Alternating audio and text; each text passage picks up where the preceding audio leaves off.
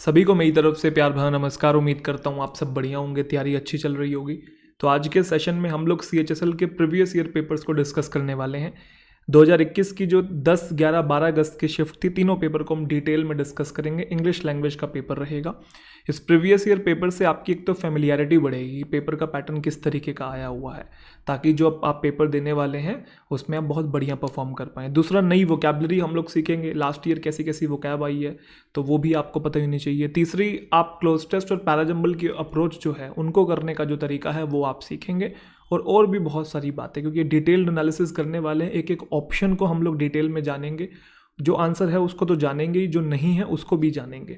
तो शुरुआत करते हैं सेशन की। सबसे पहले पहली शिफ्ट को देखते हैं, CHSL की 12 अगस्त की 2021 की तीसरी शिफ्ट। ठीक है, नीचे टेलीग्राम चैनल आपके सामने है, तरुण ग्रोवर इंग्लिश, आप इसको ज्वाइन कर लीजिएगा। मैं यहाँ पे आपको PDF भी भिजवा दूंगा जो तीनों पेपर हम लोग डिस्कस करने वाले हैं। चलिए जी, शुरुआत करते हैं सेशन की।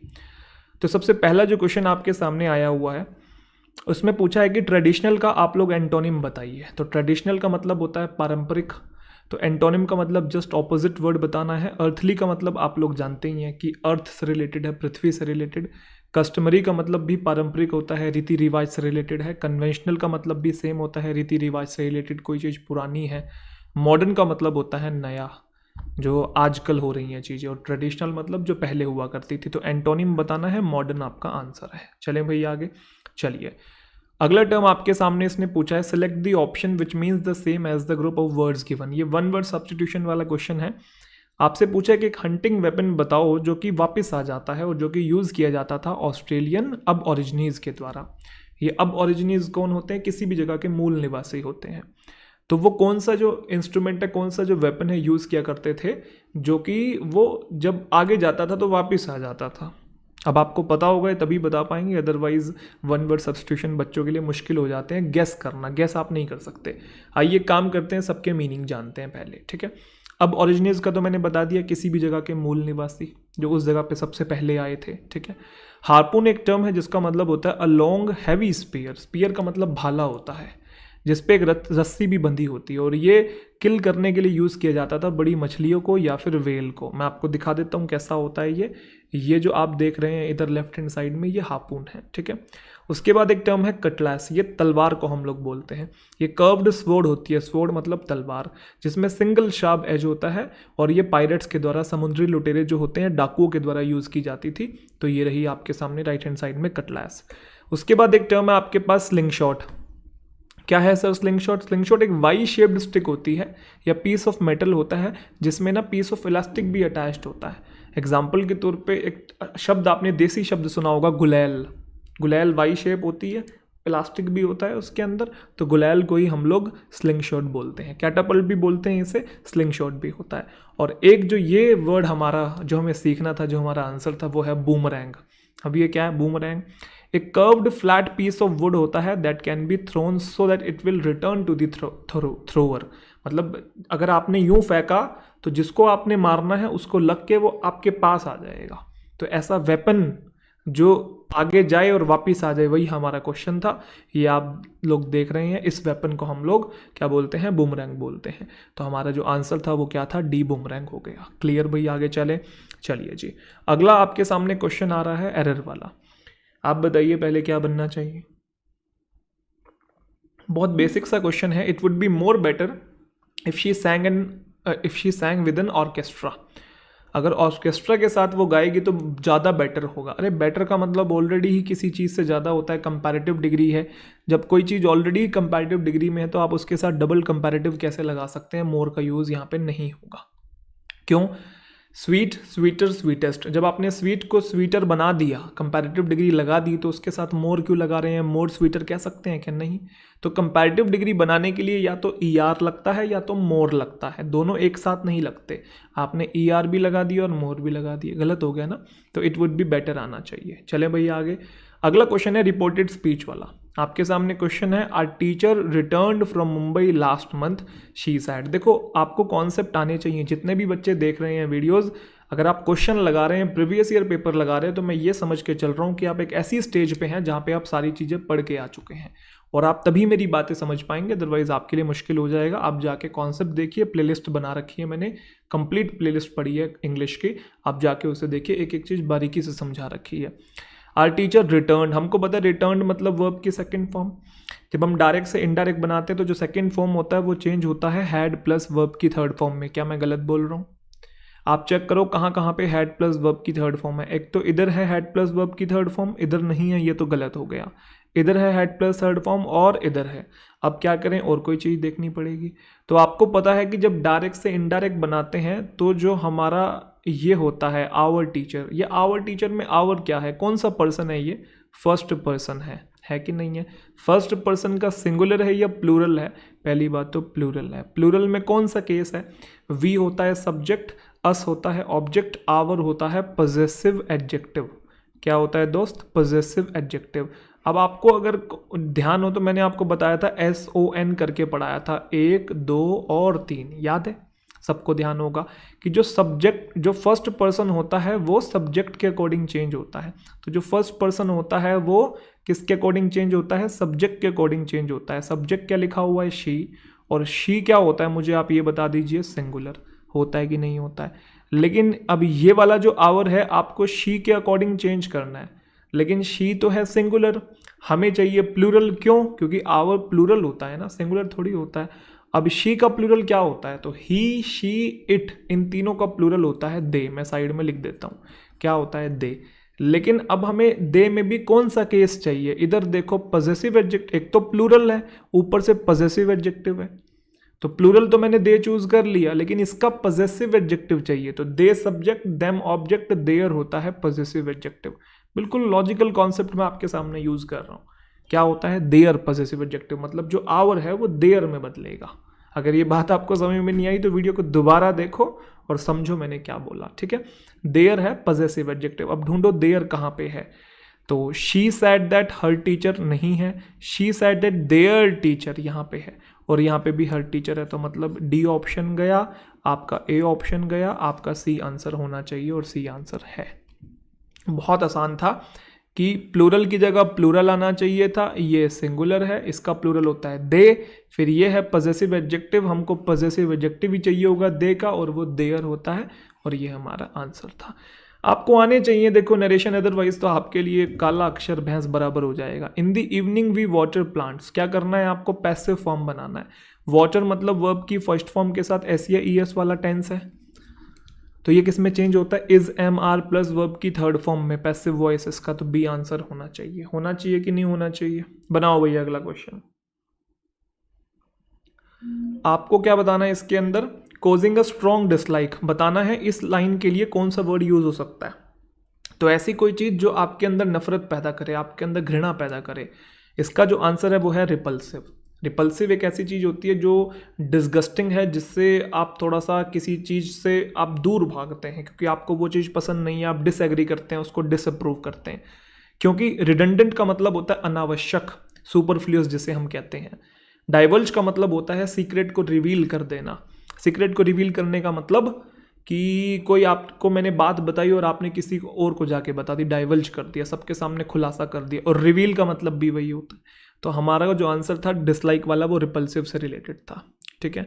चलिए अगला आपके सामने एक सेंटेंस इंप्रूवमेंट वाला है। सेंटेंस इंप्रूवमेंट नहीं, एक्चुअल में ये फ्रेज इंप्रूवमेंट है। Mister Sharma is kind as his father. आपको ध्यान होगा कि जब हम कंपैरिजन यूज करते हैं, या तो हम देन यूज करते हैं, या तो हम एज का यूज करते हैं, एज और एज का, कि she is as tall as I. Yes और no? She is as tall as I, वो उतनी ही टॉल है जितना कि मैं हूं। तो यहाँ पे ये बताना है कि मिस्टर शर्मा उतने ही काइंड है जितने कि मेरे फादर हैं, उतना ही जितना ही। तो एज और एज का यूज करते हैं, और एज ए वाले पार्ट में और कहीं पे भी नहीं है, इसलिए बाकी सारा आंसर नहीं है। Mister Sharma is as kind as his father. चलें अगला है इडियम वाला question. Not one's cup of tea बताएंगे भैया। Not one's cup of tea, तो not one's cup of tea का मतलब है कि ऐसी कोई चीज जिसमें आप इंटरेस्टेड नहीं है उसको बोलते हैं। तो एब्सोल्युटली ट्रू इसका आंसर नहीं है। Not according to one's interest, यही होगा जिस चीज़ में आपका इंटरेस्ट नहीं है वही होता है नॉट। कहते हैं ना this is not my cup of T, मतलब इसमें मेरा इंटरेस्ट नहीं है, मैं ज़्यादा इसमें रुचि नहीं लेता हूँ। बियॉन्ड वंस कॉम्प्रिहेंशन की आपकी समझ के ही परे है, तो ये भी नहीं है। Of no concern for someone की मतलब किसी को फिक्र ही नहीं है, ये भी नहीं है। तो not according to one's interest आपका ये आंसर हो जाएगा, क्योंकि not what one likes or is interested in, ये इसका मतलब होता है वंस कप ऑफ टी का, not one's cup of tea का। अगला जो क्वेश्चन आपके सामने पैराजंबल का PQRS है, बड़ा आसान PQRS है, बनाएंगे भैया। चलिए तो एक काम करते हैं, आपके साथ आपके अकॉर्डिंग मैं अप्रोच करने की कोशिश करता हूँ, ठीक है जी। ABCD में से हमें चेक करना है कि भैया कौन सा बनेगा। तो सबसे पहले आप C ऑप्शन को देखिए, यहाँ पे मतलब C गिवन है ना, इधर B गिवन है, इधर D है और इधर D है। तो क्या पहला C हो सकता है? आपने बोला he was about 40 years old, ये ही कौन है मुझे नहीं पता, तो पहला C वाला नहीं हो सकता। उसके बाद पहले सेंटेंस B हो सकता है, बी में बोल रहा सडनली मुझे उठा लिया गया और मुझे हवा में उठाया और मुझे टूम्बस्टोन पे बिठा दिया। टूम्बस्टोन मतलब कब्र के पास जो पत्थर लगा होता है जिसमें नाम लिखा होता है उस इंसान का जिसकी मौत हुई है, कि ये वाला इंसान और इतनी डेट से इतनी डेट तक जिया है ना, टूम्बस्टोन। टॉम्बस्टोन नहीं है ये, टूम्बस्टोन बोलते हैं, ठीक है। क्या ये हो सकता है फर्स्ट कि मुझे सडनली अचानक से उठा लिया गया? ये तो बीच की कोई बात नहीं होगी, कुछ पहले चल रहा होगा, उसके बाद ये बात आनी चाहिए ना कि मुझे अचानक से उठा लिया गया, पहले कुछ इंट्रोड्यूस तो करो। तो ये डिपेंडेंट सेंटेंस है, ये फर्स्ट नहीं है, तो बी वाले पे काटा मार दिया। क्या डी पहला हो सकता है? डी में बोल रहा है कि I was only a child and small for my age, कह रहा है उस टाइम पे मैं छोटा था और अपनी उम्र के हिसाब से मैं बहुत छोटा था, मतलब ऐसी कोई बात लिखी हुई है, हो सकता है। आई जो है नरेटर हो सकता है, नरेटर जो होता है वो फर्स्ट सेंटेंस में आ सकता है। आई जो होता है हम यूज़ कर सकते हैं फर्स्ट सेंटेंस में, बाकी प्रोनाउंस हम नहीं यूज़ करते हैं, रेयरली यूज़ करते हैं। तो डी फर्स्ट हो सकता है। अब उसके बाद आप एक चीज़ समझेंगे, या तो आंसर ये है या तो आंसर ये है। अगर आपको ये पता लग जाए कि डी के बाद बी आएगा या डी के बाद सी आएगा।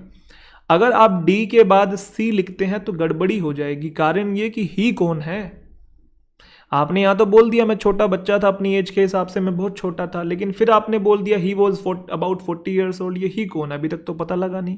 क्योंकि जब आपने पूरा पढ़ा होगा तो आपको ये पता है कि जो ही है ये मैन के लिए आया हुआ, तो कहीं ना कहीं पहले मैन आना चाहिए फिर ही आना चाहिए। तो क्या आप डी के बाद सी लगा सकते हैं? नहीं लगा सकते, मतलब ये वाला ऑप्शन गया आपका सी आंसर है, DBAC। उम्मीद करता हूँ कि आपको मेरा पॉइंट समझ में आ गया कि डी में बोला कि मैं बहुत छोटा था, मेरी एज भी उस टाइम पे बड़ी छोटी थी और अचानक से मुझे उठाया गया हवा में और मुझे पत्थर के ऊपर बिठा दिया गया, टूम्बस्टोन के ऊपर। और फिर ए में बोल रहा है वो जो मैन जिसने मुझे पकड़ा था वो बड़ा भयानक था, उसका जो रंग रूप था वो ऐसा था कि बस डरा देने वाला था, ड्रेडफुल मतलब डराने वाला। और फिर सी में बोल रहा है कि he was about 40 years old, लगभग उसकी उम्र 40 साल थी, हार्ड फेस था और बड़ा खूंखार सा था, फियर्स मतलब खूंखार था। तो देखो ही अब मैन के बाद आया ना, ए के बाद ही सी आना चाहिए था।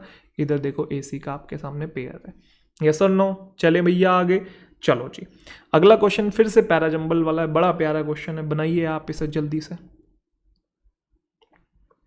जब मैं बोलता हूं ना इसे बनाइए तो वीडियो को पॉज करके बनाया करो, ठीक है। The whole area has been designed like a garden from Alice in Wonderland। अच्छा, इसमें भी ऑप्शंस के थ्रू हम लोग चलते हैं, या तो ये या तो ये या तो ये या तो ये, तो मतलब ABCD चारों ही फर्स्ट हो सकते हैं। चलो 1 बाय 1 एलिमिनेट करते हैं। क्या ए फर्स्ट हो सकता है? इसमें बोल रहा है ये पूरा का पूरा एरिया डिजाइन किया गया like a garden from Alice in Wonderland. Alice in Wonderland एक नोवेल है, तो उसमें कोई गार्डन होगा, कह रहा है उसकी तरह डिजाइन किया गया ये पूरा का पूरा एरिया। कौन सा एरिया मुझे तो नहीं पता, तो ए फर्स्ट नहीं हो सकता। ए वाला कहाँ है फर्स्ट? ये रहा, ए फर्स्ट नहीं हो सकता। कह रहा है it's about having fun and learning too, कह रहा है ये जो चीज है इसमें मजा करना है और सीखना भी है। मजा करना है और सीखना किस में? इट्स व्हाट, ये भी फर्स्ट नहीं हो सकता। तो बी कहाँ पे है? एक तो ये नहीं होगा, एक ये नहीं होगा। सी में बोल रहा है बट से तो वैसे ही कभी सेंटेंस शुरू नहीं होता, कहाँ है भाई सी? इसको काटा मारो। और डी में बोल रहा है कि बहुत सारी डिफरेंट अट्रैक्शंस हैं इस एरिया के अंदर जहाँ पे बहुत कुछ सीखने को है, बहुत कुछ करने को है। अब आप सोच रहे होगे सर ये दिस वास्ट एरिया यहाँ पे लिखा हुआ है, ये कौन से एरिया की बात हो रही है? आप ये भी तो बोल सकते हो यहाँ पे बहुत सारी डिफरेंट अट्रैक्शंस हैं इस एरिया में देखने की। कौन से एरिया में देखने की आप पूछ सकते हो कि दिस रेफर किया हुआ, ये दिस कौन है? तो आप कहीं ना कहीं ये भी कह सकते हो सर डी भी पहला नहीं होना चाहिए। अगर आप ये कह दोगे डी भी पहला नहीं होना चाहिए तो फिर आप आंसर कैसे निकालोगे कि कोई ना कोई तो पहला होगा। तो आप यहाँ पे क्या कर सकते हैं, अगर ऐसी सिचुएशन में कंफ्यूज हो रहे हैं, हालांकि मुझे तो पता है कि डी पहला है क्योंकि मेरी रीडिंग स्किल्स है उतनी अच्छी कि मैं पहचान पा रहा हूँ।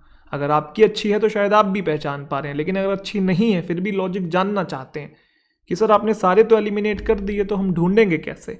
तो देखो ढूंढने का एक और तरीका है, अगर आपको फर्स्ट सेंटेंस नहीं मिल रहा तो आप एक काम कर सकते हैं, आप पेयर बना सकते हैं और ये सारे काम जल्दी जल्दी करने होंगे। गुरुजी पेयर कैसे बनाएंगे?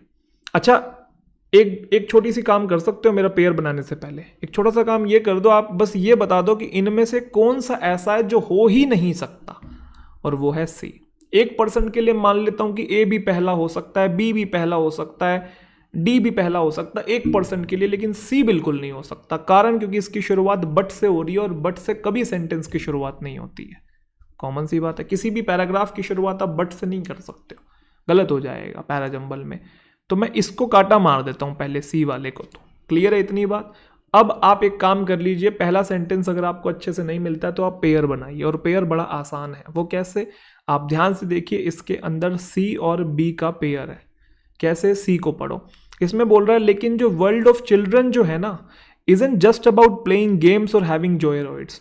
कह रहा है ये जो चिल्ड्रन का वर्ल्ड है ये सिर्फ गेम खेलने के लिए और मजे करने के लिए नहीं है। तो फिर किस लिए है? देखो बी में बोला हुआ है फन के लिए तो है ही है, लेकिन लर्निंग के लिए भी है। It's not just about this but about this too, ना कि सिर्फ इसके लिए बल्कि इसके लिए भी है। मजे के लिए तो है ही, लेकिन मजे के अलावा लर्निंग के लिए भी है। तो क्या पेयर बना कि नहीं बना सी बी का? तो अब आप एक काम करिए, बचे कुछ ऑप्शन में सी बी का पेयर ढूंढ के निकालिए। देखो सी बी का पेयर सिर्फ यहाँ पे है, यहाँ नहीं है, यहाँ बी सी है, सी बी नहीं है, और यहाँ पे भी बी सी है, सी बी नहीं है। तो मतलब आपका ए आंसर होना चाहिए। चेक करते हैं, ए आंसर है। मैं उम्मीद कर रहा हूँ कि आपको समझ में आ गया। चलो जी, तो मतलब पहला डी ही था, कोई बात नहीं, कि बहुत सारे डिफरेंट अट्रैक्शंस हैं इस एरिया में देखने के लिए और करने के लिए। फिर ए में बोल रहा है कि ये जो होल एरिया है, कौन सा एरिया? वही जहाँ पे बहुत कुछ करने को है और बहुत कुछ देखने को है। ये डिज़ाइन किया गया है गार्डन की तरह, वो गार्डन जो एलिस इन वंडरलैंड में भी है। और बता रहा है फिर ये जो वर्ल्ड ऑफ चिल्ड्रन है ना, ये वर्ल्ड ऑफ चिल्ड्रन उस होल एरिया को ही बोला जा रहा है कि ये जो वर्ल्ड ऑफ चिल्ड्रन है, यहाँ सिर्फ खेलने की बात नहीं होती, यहाँ पे झूले खाने वाली बात नहीं है कि झूले ही झूल रहे हो, यहाँ पे फन तो है ही है, साथ साथ लर्निंग भी है। यहाँ जितनी भी एक्टिविटीज़ हैं आपकी मदद करेगी एक्सप्लेन करने में इस मॉडर्न वर्ल्ड की टेक्नोलॉजी को छोटे बच्चों के प्रति, मतलब वो लोग समझ पाएँ, लर्न कर करके भी वहाँ की जो सिचुएशन है उसको समझ पाएँ। यस और नो, हाँ कि ना? चलें आगे।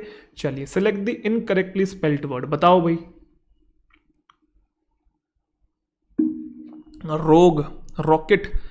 देखो रोग का मतलब होता है डिसऑनेस्ट पर्सन, ठीक है, इमोरल पर्सन, अनैतिक इंसान। रॉकेट का पता ही है, रॉकरी यहाँ पे टर्म गलत है, रॉकरी में ERY आना चाहिए, पथरीला जिसे हम कहते हैं। और रोस्टर का मतलब होता है एक ऐसी लिस्ट जिसमें सभी लोगों के नाम होते हैं। A list of people names, एक ऐसी लिस्ट जिसमें लोगों के नाम होते हैं और उनकी जॉब लिखी होती है कि ये वाले इंसान को ये जॉब दी गई है, इस वाले इंसान को वो जॉब दी गई है। Roster, clear? तो आंसर था हमारा रॉकरी। क्लियर? अगला जो टर्म आपके सामने है फिल इन द ब्लैंक वाला है।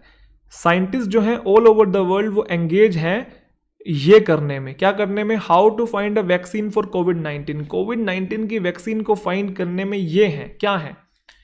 अब वो क्या कर रहे हैं? रिसर्च कर रहे हैं, स्क्रूटनाइज कर रहे हैं, इन्वेस्टिगेट या इंस्पेक्ट कर रहे हैं। अगर आपकी थोड़ी बहुत भी वोकैबुलरी अच्छी है तो आप ये बात बहुत अच्छे से जानते हैं कि इन्वेस्टिगेट करना, इंस्पेक्ट करना और स्क्रूटिनाइज करना तीनों सेम मीनिंग देते हैं। इनका मतलब होता है छानबीन करना, इन्वेस्टिगेट करना, या सुनो, जांच पड़ताल करना, एग्जामिनेशन करना। और ये डिटेक्टिव वाले केसेस में होता है, ये क्राइम वाले सिचुएशन में हम लोग यूज़ करते हैं, या जब हमें कुछ ढूंढना हो वहाँ पे हम लोग यूज़ करते हैं जो कि मिल नहीं रहा हो। लेकिन यहाँ कोविड-19 की बात हो रही है, यहाँ पे वैक्सीन की बात हो रही है, और साइंटिस्ट जो हैं स्क्रूटिनाइज, इन्वेस्टिगेट और इंस्पेक्ट नहीं करते हैं।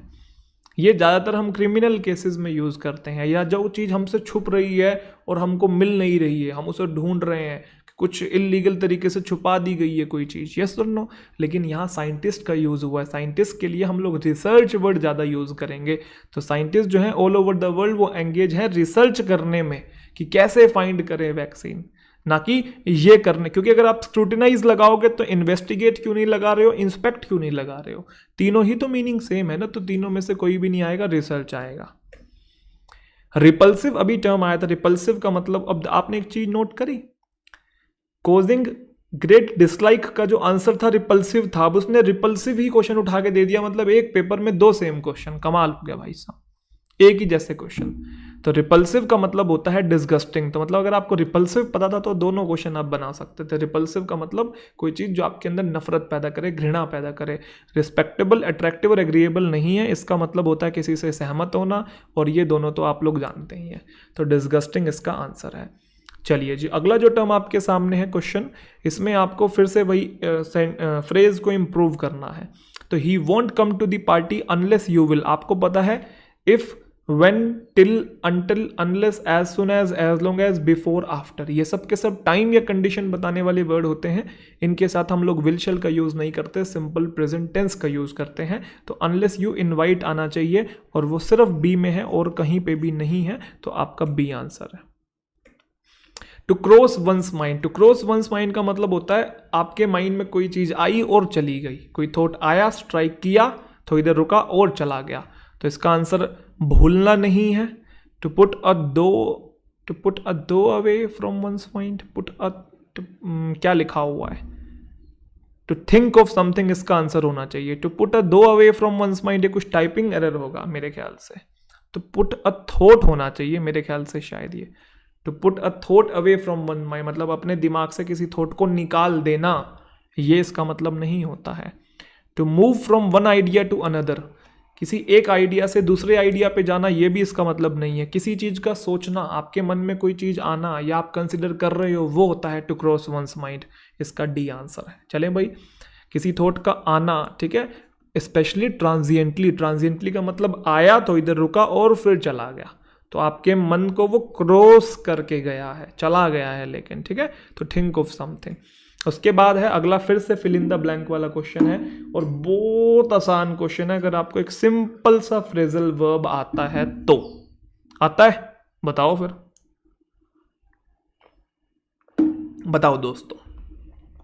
The marking of answer paper is dash out, मैं आपको बता दूं एक टर्म होता है कैरी आउट। कैरी आउट का मतलब होता है परफॉर्म करना या एग्जीक्यूट करना या होना। Done out, checked out, checkout होता है लेकिन वो हम होटल में हम लोग यूज़ करते हैं कि आज आपका दिन पूरा हो गया है, चेकआउट कर रहे हैं हम लोग यहाँ से। चेक इन मतलब एंट्री ले रहे हैं, चेकआउट बाहर निकल रहे हैं। तो checkout, crossed out, done out इस कॉन्टेक्स्ट में नहीं जाएंगे, यहाँ पे कैरी आउट ही जाएगा, क्योंकि डन आउट तो कुछ होता नहीं है, क्लोज्ड आउट भी कुछ नहीं होता, चेकआउट होता है, लेकिन चेकआउट जो होता है वो होटल के कॉन्टेक्स्ट में यूज होता है, या होटल की बात हो नहीं रही है। कैरी आउट एक टर्म है जो कि बेसिकली हम लोग यूज करते हैं कि आंसर पेपर की जो मार्किंग है वो की गई है किसके द्वारा, कोर्स टीचर के द्वारा, उसके द्वारा परफॉर्म की गई है, उसके द्वारा ये काम किया गया है। समझ में आया?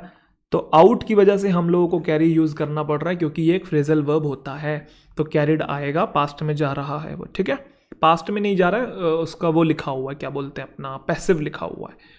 चलिए अगला जो टर्म आपके सामने, बुयंट। बुयंट का मतलब होता है ऐसी कोई चीज जो तैरे ऊपर, जो डूबे ना, इसका क्या बताना है, एंटोनिम बताना है। तो एंथुजियास्टिक का मतलब होता है जोशीला इंसान, लाइवली का मतलब भी वही होता है, वेटेड का मतलब भारी कोई चीज होती है जो डूब जाए, जो रिजिड हो, हार्ड हो, है ना, जिसमें वेट बहुत ज़्यादा हो। तो आपको उल्टा बताना था ना, तो ये ऊपर हवा में तैरे मतलब हमें पानी में तैरे, सॉरी, पानी में ऊपर तैर रही है, और ये वेटेड है मतलब डूब जाएगी। एंटोनी में बाउंसी का मतलब जो होता है जो ऊपर नीचे बाउंस हो रही है कोई चीज़, यस और नो, तो ये इसका आंसर नहीं है, वेटेड होना चाहिए। चलें भाई, चलो इनकरेक्टली स्पेल्ड वर्ड पूछा है, बताओ भाई इनकरेक्टली स्पेल्ड वर्ड। टेरिबल की स्पेलिंग एकदम सही है, अपरूटेड भी सही है, हॉन्टेड सही है, टेंडेंसी गलत है, TENDENCY, टेंडेंसी में ये आना चाहिए दोस्त, तो काटा मार दो, इस पे मार दिया, मतलब यही हमारा आंसर है, देख ले भाई, ठीक है। अपरूटेड का मतलब होता है पौधों को जमीन से निकालना, अपरूट करना, ठीक है। तो pull out a plant including its root, मतलब जड़ समेत पौधे को बाहर निकाल लेना, अपरूट कर लेना। अगला क्वेश्चन है आपके सामने, ग्रामेटिकल एरर है ये, बताना है आपने भाई। जो साइक्लोन अम्फान है rode into West Bengal, rode into का मतलब है कि बस एकदम मंडराता हुआ ऐसा गया वेस्ट बंगाल में वेंसडे को, और पीछे छोड़ा उसने डेवस्टेशन का एक ट्रेल, मतलब उसने तबाही पीछे छोड़ दी एक across a large area of state में, एक बहुत बड़े एरिया, एक स्टेट के बहुत बड़े एरिया में तबाही मचा के गया अपने पीछे वो, ये इसका मतलब है। लेकिन गलती क्या है? गलती ये है कि सेंटेंस चल रहा है दोस्त पास्ट में, और रोड इनटू बोला हुआ है, रोड इनटू वेंसडे बोला हुआ। जब पास्ट की बात चल रही है तो पीछे भी वो पास्ट में ही छोड़ के गया होगा, चला गया होगा ना, तो लीव नहीं आना चाहिए, लेफ्ट बिहाइंड आना चाहिए, सेकंड फॉर्म आएगी, आपका ए आंसर है। अगला जो क्वेश्चन है आपके सामने, बैन है, बैन का सिनोनिम बताना है। बैन का मतलब रोक लगाना है, यस और नो? तो फिर असर्टेन, प्रोहिबिट, प्रोहिबिट इसका आंसर होता है, बी इसका आंसर है, चेक कर लो एक बार, हाँ जी बी आंसर है। क्योंकि बैंड का मतलब तो आपको पता ही है, ढोल बाजा बैंड, ठीक है। अबेंडन का मतलब त्याग देना होता है, रोक लगाना नहीं होता। प्रोहिबिट का मतलब निषेध या रोक लगाना होता है। और असर्टेन का मतलब क्या होता है? असर्टेन का मतलब है किसी चीज को ढूंढना, खोजना। If you ascertain the truth about something, you find out what it is, especially by making a deliberate effort to do so. मतलब अगर आप truth जानने के लिए असर्टेन है तो आप उसे खोज के ही मानेंगे, आप एफर्ट लगाएंगे उसको जानने में, उसको ढूंढने में, तो आप उस चीज़ के लिए असर्टेन है, मतलब आप बिल्कुल दृढ़ निश्चय करके बैठे कि मैं इसे खोज के ही मानूंगा, डिटरमाइंड है, यस और नो? तो हमारा बैन का जो आंसर था सिनोनिम, वो निषेध, प्रोहिबिट था और कोई नहीं था।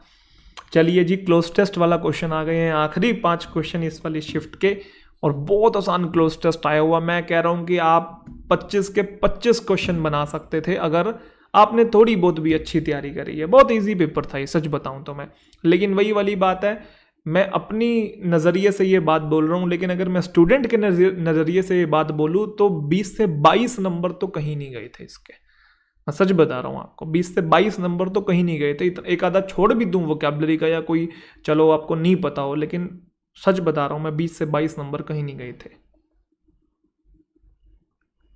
अगर सिंसियर बच्चे आप में से कोई है तो, जिसने तैयारी अच्छे से करी है, तो थोड़ी बहुत इंग्लिश की बेसिक नॉलेज भी रखता है तो चलो भाई, तो आप एक काम करिए, पहले इसको बनाइए 1 बाय 1। जब मैं बोलूं कि 1 बाय 1 आप एक एक क्वेश्चन को बनाइए, तो जैसे जैसे अगला क्वेश्चन दिखाता जा रहा हूं तो वीडियो को उसी क्वेश्चन को पॉज करिए और बनाइए। 5 क्वेश्चन पहले खुद देखिए, फिर मैं दिखाता हूं। तो पहला क्वेश्चन,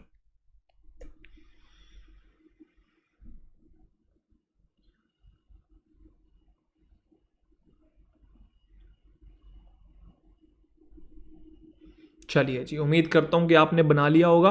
आइए इसे डिटेल में सीखते हैं। देखो, क्लोज टेस्ट को करने की अप्रोच क्या होती है, हालांकि मैं सिखा चुका हूं आपको क्लोज टेस्ट की, एक मैंने सीरीज बनाई थी जिसमें बताया था कि क्लोज टेस्ट के पहले बेसिक फॉर्मेट बताया था, फिर 4 लेवल करवाए थे, level 1, level 2, level 3, level 4, PO mains तक, बैंक पीओ मेंस तक के करवाए थे मैंने, इवन कैट एग्जामिनेशन तक का लेवल टच कर दिया था।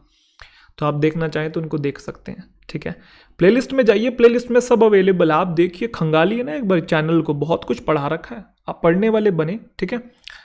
अब इस क्लोज टेस्ट में सबसे पहला काम होता है कि पूरा का पूरा आपने रीड करना होता है, एक जनरल आइडिया लेना होता है। जनरल आइडिया लेने के बाद आप 1 बाय 1 फिर क्वेश्चंस को करते हैं। चलिए शुरुआत करते हैं। कह रहा है एवरी मंडे, अच्छा जनरल आइडिया क्या है वैसे, यहाँ पे बिपिन चौधरी के बारे में बताई जा रही है बातें कि वो अकेला है, किताब पढ़ता है, फिर उसको फील होता है कि कोई उसे ऑब्जर्व कर रहा है, ऐसी कोई स्टोरी बता रहे हैं, ठीक है।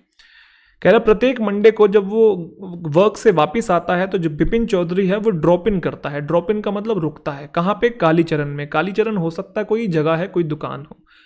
कहाँ पे रुकता है? न्यू मार्केट में। क्या करने के लिए? बुक्स को ये करने के लिए, तो बुक्स को बाय करने के लिए ही रुकता है, ठीक है। लेकिन आएगा कौन सा यहाँ पे, वो तो ठीक है। तो मैं आपको बताना चाहता हूं कि बोट और बाय नहीं आ सकता, बोट और बाय ये तो नहीं आ सकते। अब आप पूछोगे क्यों? क्योंकि बाय बोट, बोट ये वर्ब होती है, वर्ब होती है तो इनको सब्जेक्ट चाहिए होगा, और सब्जेक्ट एक्स्ट्रा है नहीं, क्योंकि इस वाली वर्ब का सब्जेक्ट तो बिपिन चौधरी है, वुड ड्रॉप का। तो जब आप वर्ब लिख दोगे तो सब्जेक्ट चाहिए होगा, सब्जेक्ट है नहीं तो फिर वर्ब कैसे आ जाएगी? तो मतलब आपने इनको तो मार दिया काटा, मेन वर्ब नहीं आ सकती है। अब जो बाइंग होता है और जो टू बाय है ये इन्फिनिटिव होता है, इनको सब्जेक्ट की जरूरत नहीं होती है। और जो बाइंग है ये पार्टिसिपल या जेरेंड हो सकता है, इनको सब्जेक्ट की जरूरत नहीं होती है। ये वर्ब नहीं है, क्योंकि ये वर्ब होती तो इससे पहले इज एम आर भी तो होता, is buying, are buying, am buying. ये वर्ब नहीं है, यहाँ पार्टिसिपल है या जेरेंड है, और टू बाय इन्फिनिटिव है। अब मैं कौन सा यूज करूँ? तो मैं आपको बता दूं, पर्पस बताने के लिए हम 2 प्लस फर्स्ट फॉर्म का यूज करते हैं, ठीक है। पर्पस बताने के लिए टू प्लस फर्स्ट फॉर्म का यूज करते हैं। जैसे मैंने कहा कि आई केम हेयर टू वर्क, मैं यहाँ आया क्या करने के लिए, वर्क करने के लिए, टू वर्क। ना कि ऐसा बोलूंगा आई केम हेयर वर्किंग, नहीं बोल सकता ये चीज। तो हमको पता है कि वो रुकते थे कालीचरण की दुकान पे न्यू मार्केट में बुक्स को क्या करने के लिए, पर्पस बता रहा है, परचेज या बाय करने के लिए। तो टू बाय यहाँ पे आना चाहिए था और कोई नहीं आ सकता। चलें भैया आगे। अगला तो बहुत आसान था। अच्छा, अगर आपको नहीं भी समझ में आते ना कुछ क्वेश्चंस तो उसे छोड़ दिया करो, बाद में अटेम्प्ट कर लिया करो। पहले जो जो फिल हो रहे हैं वो फिल कर लिया करो। वो दुकान पे क्राइम स्टोरीज देखता है, घोस्ट स्टोरीज देखता है, थ्रिलर्स देखता है। डैश हैड टू बाय, अब यहाँ पे जो भी चाहिए वो बिपिन चौधरी के लिए चाहिए तो दे नहीं आएगा, शी नहीं आएगा, ही और हिम हो सकता है, लेकिन हैड टू लिखा हुआ है, वर्ब है, वर्ब को सब्जेक्ट चाहिए, सब्जेक्ट ही होता है, तो यहाँ पे ही आना चाहिए। He had to buy at least 5 at a time to last him dash the week, मतलब बता रहा है वो ये सारी चीजें खरीदता है, एटलीस्ट 5 खरीदता है ताकि उसकी पूरे के पूरे हफ्ते ये चीज चल जाए। अब डैश द वीक बताना है, तो कोई चीज को जब आपको पूरा हफ्ता चलाना होता है तो हम बोलते हैं थ्रू आउट द वीक ये चीज चलेगी, थ्रू आउट द वीक, ना कि विद इन द वीक, ना कि अक्रॉस द वीक और ना कि बाय द वीक। एक टर्म होता है थ्रू आउट द वीक, यहाँ थ्रू आउट नहीं है लेकिन थ्रू तो है, तो आप थ्रू यूज करिए ना, यहाँ पे आंसर आ गया आपका। पूरा पढ़ लो। प्रत्येक मंडे जब वो घर से वापस, मतलब on is way back from work, जब वर्क से जब वो वापस जा रहा होता है तो वो रुकता है कालीचरण की दुकान पे बुक्स को परचेज करने के लिए, बाय करने के लिए। ये सारे crime story, ghost story, thriller, ये वो बाय करता है, एटलीस्ट 5 एक टाइम पे बाय करता है ताकि वो पूरे हफ्ते थ्रू आउट द वीक वो चीज़ चले। लास्ट का मतलब पूरे हफ्ते वो चले, ठीक है। वो अकेला रहता है, वो नॉट अ गुड मिक्सर, लोगों से मिलता जुलता नहीं है, और हैड फ्यू डैश, और उसके फ्यू ये हैं, उसके कम क्या है। अच्छा, कहीं पे बताया कि वो टीचर है तो उसके स्टूडेंट कैसे हो सकते हैं, कहीं पे बताया वो मास्टर है तो उसके सर्वेंट कैसे हो सकते हैं, कहीं पे बताया कोई वो बहुत बड़ी पब्लिक पर्सनैलिटी, कोई प्रोमिनेंट पर्सनैलिटी है तो उसके फॉलोवर्स कैसे हो सकते हैं। जब बोला है कि गुड मिक्सर नहीं है तो मतलब लोगों से, दोस्तों से मिलता जुलता नहीं है, तो फ्रेंड्स आना चाहिए, ये जनरल टर्म है और कोई नहीं आएगा। फिर आगे बोल रहा है कि अकेला रहता है, गुड मिक्सर नहीं है, फ्यू फ्रेंड्स हैं, और पसंद नहीं है स्पेंड करना टाइम उसको आइडल चैट में, आइडल मतलब बेतुकी की बातों में उसे पसंद नहीं है टाइम स्पेंड करना। टुडे एट कालीचरण, जो बिपिन बाबू हैं, हैड अ डैश दैट, आज उनको ये हुआ, क्या हुआ कि कोई ना उन्हें ऑब्जर्व कर रहा है क्लोज क्वार्टर से, मतलब पास से उनको कोई ऑब्जर्व कर रहा है, पास से उनको कोई ऑब्जर्व कर रहा है। उनको ये आई, क्या आई, उनको इंट्यूशन आई, उनको कॉनोटेशन आई, फीलिंग आई या परसेप्शन आया। पहले चारों के मीनिंग जानो फिर बताएंगे कौन सा आएगा। इंट्यूशन का मतलब होता है सही या गलत की समझ, आपकी जो गट फीलिंग होती है, अंदर की जो आवाज होती है जो आपको गाइड करती है कि ये चीज सही है और ये चीज गलत है, उसे इंट्यूशन कहते हैं। तो उन्हें इंट्यूशन आई। इंट्यूशन कैसे यूज कर सकते हैं, इंट्यूशन हम मॉरल चीजों के लिए यूज करते हैं, मॉरल सेंस में हम लोग यूज करते हैं, नैतिकता में यूज करते हैं, ये सही है ये गलत है, या हम डिसीजन मेकिंग में इंट्यूशन को यूज करते हैं। दिल कह रहा है कि वहां जाएंगे, दिल कह रहा है कि ये करना है और ये नहीं करना है, लेकिन यहाँ पे उसको ऐसा फील हुआ कि उसे कोई ऑब्जर्व कर रहा है, उसको ये फीलिंग आई, ऐसा कुछ टर्म देना था, इंट्यूशन नहीं। कॉनोटेशन हम शब्दों के लिए यूज करते हैं, जब शब्द कोई नेगेटिव सेंस देता है तो हम कहते हैं कि इसका नेगेटिव कॉनोटेशन है, जब शब्द कोई पॉजिटिव सेंस देता है तो हम कहते हैं इसका पॉजिटिव कॉनोटेशन है, कि ये शब्द नेगेटिव जगहों पे यूज होता है, ये शब्द पॉजिटिव जगहों पे यूज होता है, तो उसका कॉनोटेशन वैसा होता है। तो वो शब्दों की बात के लिए यूज होता है, शब्द यहाँ पे है नहीं। फीलिंग हो सकता है, फीलिंग एक जनरल टर्म है कि बिपिन बाबू को फीलिंग आई कि उन्हें पीछे से कोई ऑब्जर्व कर रहा है, अंदर से सेंस हुआ इस चीज को लेके, हो सकता है। परसेप्शन का मतलब होता है नजरिया, आपका थॉट प्रोसेस, तो बिपिन बाबू का नजरिया आया, कोई सेंस तो नहीं बना यहाँ पे, फीलिंग ही आंसर होना चाहिए था और कोई नहीं बनेगा। कॉनोटेशन मैंने पढ़ा दिया है, पीडीएफ में देख लीजिएगा। पहली शिफ्ट हमने कंप्लीट कर ली है दोस्तों, कैसा रहा पहली शिफ्ट? बढ़िया था पेपर, अच्छा पेपर था। चलिए अगली शिफ्ट भी देखेंगे, उससे अगली शिफ्ट भी 3 पेपर करेंगे बढ़िया तरीके से 2021 के ही। आई होप करता हूँ आई होप करता हूँ, कह रहा हूँ, उम्मीद करता हूँ या आई होप आपको बहुत सारी चीज़ें सीखने को मिली हैं।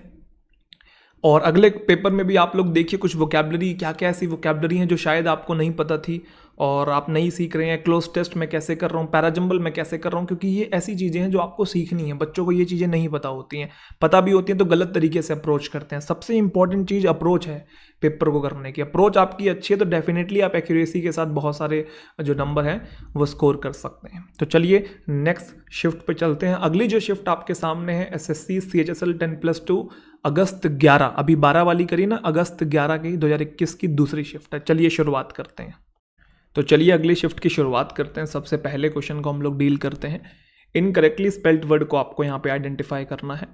तो रिकरेंट है, डिलेमा है, अनप्रिटेंशियस है और एक्सीलेंस है। तो यहाँ मैं आपको बता दूँ कि जो C है वो यहाँ पे इनकरेक्टली है, इनकरेक्टली स्पेल्ड वर्ड है, क्योंकि अनप्रिटेंशियस की स्पेलिंग जो है वो गलत है। UNPRETENTIOUS होता है अनप्रिटेंशियस में, ध्यान रखिएगा। मीनिंग क्या होता है आज ये जानने की कोशिश करते हैं, सबके मीनिंग जानते हैं। पहले समझिए रिकरेंट को। रिकरेंट एक ऐसा वर्ड होता है जिसका मीनिंग होता है कोई चीज़ बार बार हो रही है, रिपीटेडली हो रही है, या अक्सर वो चीज़ होती रहती है। अनप्रिटेंशियस को समझने से पहले आप प्रिटेंशियस समझ लीजिए। प्रिटेंशियस का मतलब होता है ऐसी कोई चीज़ जिसमें आप बहुत ज़्यादा शो ऑफ करते हैं, या ऐसा इंसान जो बहुत ज़्यादा चीज़ें दिखाता है, शूशाबाजी बहुत ज़्यादा करता है, बॉम्बास्टिक जिसका नेचर है। तो अनप्रिटेंशियस क्या होगा? प्रिटेंशियस अगर दिखावे वाला इंसान है तो अनप्रिटेंशियस उसका जस्ट ऑपोजिट होगा, मतलब सिंपल और सिंसियर इंसान, सोबर इंसान, ज़्यादा शो ऑफ नहीं करता है। तो इसकी जो स्पेलिंग थी वो गलत थी। बाकी डिलेमा का मतलब होता है कन्फ्यूज़न में होना, कि अगर आपको नहीं समझ में आ रहा कि ये वाली जॉब लूँ या वो वाली जॉब लूँ, आपके पास 2 ऑफर हैं जॉब के, किस में जाऊँ, किसको चूज़ करूँ, तो आप डिलेमा में हैं, आप कन्फ्यूज़न में हैं। तो डिलेमा आपका मीनिंग पता लग गया, ठीक है। तो रिकरेंट हो गया, डिलेमा हो गया, इसकी स्पेलिंग गलत थी, मीनिंग भी बता दिया, और एक्सीलेंस का मतलब तो आपको पता ही है, बेसिक सा वर्ड है। उसके बाद अगला क्वेश्चन है आपके सामने पैराजंबल का। चलिए आप पहले बनाइए, फिर इसे डिटेल में सीखते हैं। देखो पैराजंबल में सबसे पहले क्या करना होता है, आपको A, B, C और D चारों सेंटेंसेस को एक बार पढ़ना होता है। चारों को पढ़ने के बाद फिर आपने ऑप्शंस को अप्रोच करना होता है, ताकि आपको एक बार बेसिक आइडिया लग जाए। आपने देखा क्या पहला D हो सकता है? D में बोल रहा है second time was when the cold material condensed into dense nuggets and ignited to become the first stars. अब देखो सेकेंड टाइम आप एकदम से कैसे बता सकते हो? सेकेंड टाइम से पहले तो फर्स्ट टाइम की बात हो रखी होगी, तभी तो बोलोगे ना दूसरी बार ये हुआ। पहले पहली बार का बताओगे, बाद में दूसरी बार का बताओगे, तो D तो फर्स्ट नहीं हो सकता। क्या C फर्स्ट हो सकता है? C में बोल रहा है मॉडर्न साइंटिफिक थ्योरी के अकॉर्डिंग जो लाइट है उसे क्रिएट किया गया ना कि सिर्फ एक बार बल्कि 2 बार। हो सकता है बिल्कुल। क्या A फर्स्ट हो सकता है? A में बोल रहा है कि जो कूल्ड ऑफ है into darkness after a few millions year. ये एक ऐसा स्टेटमेंट लग रहा है, ये कोई बीच का पार्ट लग रहा है, ये इंडिपेंडेंट नहीं है, और ना ही हमें इसको पढ़ के कुछ समझ में आ रहा कि cooled of into darkness after a few millions year, ये एक बीच का पार्ट है कहीं ना कहीं। क्योंकि अगर ये इंट्रोड्यूस करता तो कुछ ना कुछ हमें कॉन्सेप्ट यहाँ पे लिखा होता, किसी चीज़ के बारे में बात हो रही होती है ना, कोई चीज़ को इंट्रोड्यूस किया होता, या किसी प्रॉब्लम के बारे में डिस्कशन किया होता। बस cooled of into darkness a few millions year, तो ये फर्स्ट नहीं है, ये बीच का कोई पार्ट है। काटा मार दो इस पे भी काटा मार दिया। ऑप्शन बचा आपके पास B। क्या B फर्स्ट हो सकता है? आप बोलोगे इसमें फर्स्ट टाइम लिखा है तो शायद हो सकता है, नहीं ऐसा नहीं है। देखो पहला C ही है। अब आप पूछेंगे क्यों? क्योंकि देखो पहले आप ये बताओगे लाइट को एक बार नहीं 2 बार क्रिएट किया गया, फिर बताओगे कि पहली बार क्या हुआ और दूसरी बार क्या हुआ। कहने का मतलब ये जो B और जो ये D है ये C के बाद ही आएंगे, कभी भी आएंगे, कहीं पे भी आएंगे। मैं ये नहीं कह रहा जस्ट साथ आएंगे या कैसे आएंगे, बस इतना पता है कि पहले कहीं ना कहीं C होगा कि लाइट को क्रिएट किया गया ना कि एक बार बल्कि 2 बार। उसके बाद ही बताओगे ना कि पहली बार क्या हुआ और दूसरी बार क्या हुआ। तो मैं ये नहीं कह रहा कि तुरंत बाद C के B आएगा या कुछ आएगा, बस इतना पता है कि ये B और जो D है ना ये C के बाद ही आएंगे, चाहे तुरंत बाद आए चाहे एक छोड़ के आए, लेकिन बाद में ही आएंगे। अब आप देख लो कहाँ पे C ये रहा, ध्यान से देखना, C के बाद B इधर है और D इधर है, मतलब यही वाला ऑप्शन है और कोई बचा नहीं। इसमें तो है ही नहीं कुछ, इसमें तो B D पहले है, C आखिरी में, आप कैसे रख सकते हो? B आंसर है आपका। समझ में आया कि नहीं आया? तो पढ़ लो। मॉडर्न साइंटिफिक थ्योरी में लाइट को क्रिएट किया गया ना कि एक बार बल्कि 2 बार। फिर B में बोल रहा है कि पहली बार क्या हुआ था? जब यूनिवर्स की शुरुआत हुई थी, उसका एग्जिस्टेंस हुआ था ग्लोइंग फायरबॉल की तरह, तब। और फिर A में बोल रहा है कि ये जो cooled of into darkness after a few millions year, मतलब कि ये जो फायरबॉल थी ना ये ठंडी पड़ गई थी और एकदम से अंधेरा छा गया था after a few million years. और फिर सेकंड टाइम में बता रहा है कि व्हेन द कोल्ड मटेरियल जो है कंडेंस्ड हो गया डेंस नगेट्स में, नगेट्स मतलब छोटे पीस में, डेंस नगेट्स में, और फिर ignited to become first stars, फिर ये जल के पहले स्टार बन गए थे, दूसरी बार तब हुआ था। तो देखो अगर मुझे ये नहीं भी पता लग रहा था इनमें क्या क्या बातें हो रही है लाइट के रिगार्डिंग, फिर भी मैंने आपका आंसर निकाल दिया कि बी आंसर है। तो आपको भी यही चीज़ें ध्यान रखनी है, ठीक है। अगर आपको ये नहीं समझ में आया पैराजंबल, वीडियो को बैक करो, दोबारा समझो मैंने क्या किया यहाँ पे, ठीक है। आ जाओ, अगला क्वेश्चन आपके सामने रिपोर्टेड स्पीच का, जल्दी से फटाफट बनाएंगे। तो the new employ asked the manager when do I have to report for work. तो आस्क्ड लिखा हुआ है, तो पास्ट को पास्ट में ही रहने दे। टोल्ड आ सकता है, नहीं आ सकता, आस्क को आस्क करना पड़ेगा ना, टोल्ड कैसे कर सकते हो, टोल्ड नहीं आ सकता, फिर से टोल्ड नहीं आ सकता, आस्क ही आना चाहिए। आस्क यहाँ पे है, यहाँ पे है, तो न्यू एम्प्लॉय ने मैनेजर को कहा ना, तो न्यू एम्प्लॉय ने मैनेजर से पूछा ना, कहा कह रहा हूँ, पूछा ना, तो लेकिन यहाँ बोल दिया डी में, देखो न्यू मैनेजर ने एम्प्लॉय, उल्टा बोल दिया, ये गलत है, मतलब बी आंसर है। बिल्कुल सही बात है भाई, देखो क्या किया है यहाँ पे, new employ ask the manager. अरे आस्क को आप टोल्ड में कैसे चेंज कर सकते हो, आस्क आस्क में ही रहेगा। अंदर देखो इंटेरोगेटिव है, ध्यान से देखो, इंटेरोगेटिव है तो आस्क यूज करते हैं, टोल्ड हम असर्टिव में यूज करते हैं। तो भाई टोल्ड वाला सेंटेंस हम में ये नहीं यूज कर सकते, ये वाला आएगा। अब न्यू एम्प्लॉई ने मैनेजर से पूछा ना, तो न्यू एम्प्लॉई ने मैनेजर से पूछा, आप उल्टा कैसे बोल सकते हो डी में कि मैनेजर ने न्यू एम्प्लॉई से पूछा, उल्टा नहीं हो जाएगा ये, तो हमारा बी आंसर हो गया। बिना मैंने रिपोर्टेड स्पीच को कन्वर्ट किए आपका आंसर निकाल दिया। अगला जो आपके सामने वर्ड है अपॉलिंग, इसका सिनोनिम पूछा है। अपॉलिंग का मतलब होता है बहुत बुरा, बहुत शॉकिंग, डिस्गस्टिंग कोई चीज़ हो, तो इसका आंसर होना चाहिए डी। क्लियर, अपॉलिंग का मतलब शॉकिंग, वेरी बैड, जैसे अपॉलिंग इंजरी है, चोट किसी को ज़्यादा लगी है कि हाथ पैर टूट गया है। प्रिजनर्स जो है उनको रखा जाता है अपॉलिंग कंडीशन में, मतलब आप उनकी दुर्दशा देखते हैं कैसी होती है प्रिजनर्स की, कैसे कंडीशन में, कैसी सिचुएशन में जीते हैं, तो शॉकिंग और वेरी बैड है, ठीक है जी। अगला आपके सामने क्वेश्चन है, इसके अंदर आपको फ्रेज को रिप्लेस करना है। We have finished our work for the day and let आपको पता है एक ट्रांजिटिव वर्ब होती है, इसके बाद हमेशा ऑब्जेक्ट आता ही आता है, तो ऑब्जेक्टिव केस चाहिए, तो लेट अस गो होना चाहिए, ना कि लेट आवर्स और लेट आवर को। तो जैसे लेट मी डांस होता है, लेट आई डांस नहीं होता है, लेट दे टॉक नहीं होता है, लेट देम टॉक होता है, लेट के बाद ऑब्जेक्टिव केस आते हैं, ठीक है जी। चलिए अगला क्वेश्चन है, when you speak there are gestures and body language that dash your words. क्या जब आप बात करते हैं तो आपके जो जेस्चर्स और जो बॉडी लैंग्वेज होते हैं ना, वो आपके शब्दों को ये करते हैं, तो मतलब आपके शब्दों के साथ साथ आते हैं। जैसे मैं बात कर रहा हूँ तो देखो मेरे हाथ साथ साथ चले हैं, यस और नो। तो हम ऐसा नहीं कह सकते जब हम बात करते हैं तो जेस्चर्स और जो बॉडी लैंग्वेज होता है वो हमारे शब्दों को पाते हैं, अचीव करते हैं, गलत हो जाएगा। अचीव और अकम्प्लिश दोनों सेम होते हैं, दोनों में से एक भी यूज नहीं कर सकते, अब दोनों का मीनिंग सेम है। कंस्ट्रक्ट का मतलब होता है बनाना, तो हम ऐसा भी नहीं बोल सकते कि जब हम बोलते हैं तो हमारे जेस्चर्स और जो बॉडी लैंग्वेज है हमारे शब्दों को बनाते हैं। अरे भाई शब्द अलग चीज़ है, बॉडी लैंग्वेज अलग चीज़ है। आप ये बोल सकते हैं वो साथ रहते हैं, कंपनी का मतलब साथ आना। तो जब हम बोलते हैं तो हमारे जेस्चर्स है ना, हमारे फेशियल एक्सप्रेशन, हमारे बॉडी लैंग्वेज, जैसे मेरे हाथ हिल रहे हैं, ये साथ साथ आते हैं। कंपनी का मतलब होता है साथ साथ आना, ठीक है। चलिए इनकरेक्टली स्पेल्ड वर्ड आपको बताने, जल्दी बताएंगे। चलिए प्रोवोक की स्पेलिंग सही है, एम्बुश की सही है, डिजास्टर्स की सही है, कॉन्फिडेंट की स्पेलिंग यहाँ पे गलत है, यूं होना चाहिए कॉन्फिडेंट, आपको पता ही है, बहुत बेसिक सा वर्ड है। चले एम्बुश का मतलब हो सकता है बच्चों को ना पता हो, तो एम्बुश एक वर्ब और नाउन दोनों होता है। इसका मतलब अचानक से आक्रमण कर देना। After hiding and waiting for them, जैसे छुप के आप बैठे हुए हैं और सामने वाला कोई आया और आपने उसके ऊपर अटैक कर दिया, क्योंकि आप इंतजार ही उसका कर रहे थे कि आए कब मैं उस पर हमला बोल दूं। तो एम्बुश ये वर्ब और नाउन दोनों होता है, ध्यान रखिएगा, ठीक है जी। चलिए अगला जो क्वेश्चन है पैसिव वॉइस वाला है, आपने चेंज करना है। तो आपको आप देख पा रहे हैं ऑलरेडी जो है वो पैसिव गिवन है, आपको पैसिव से एक्टिव बनाना है।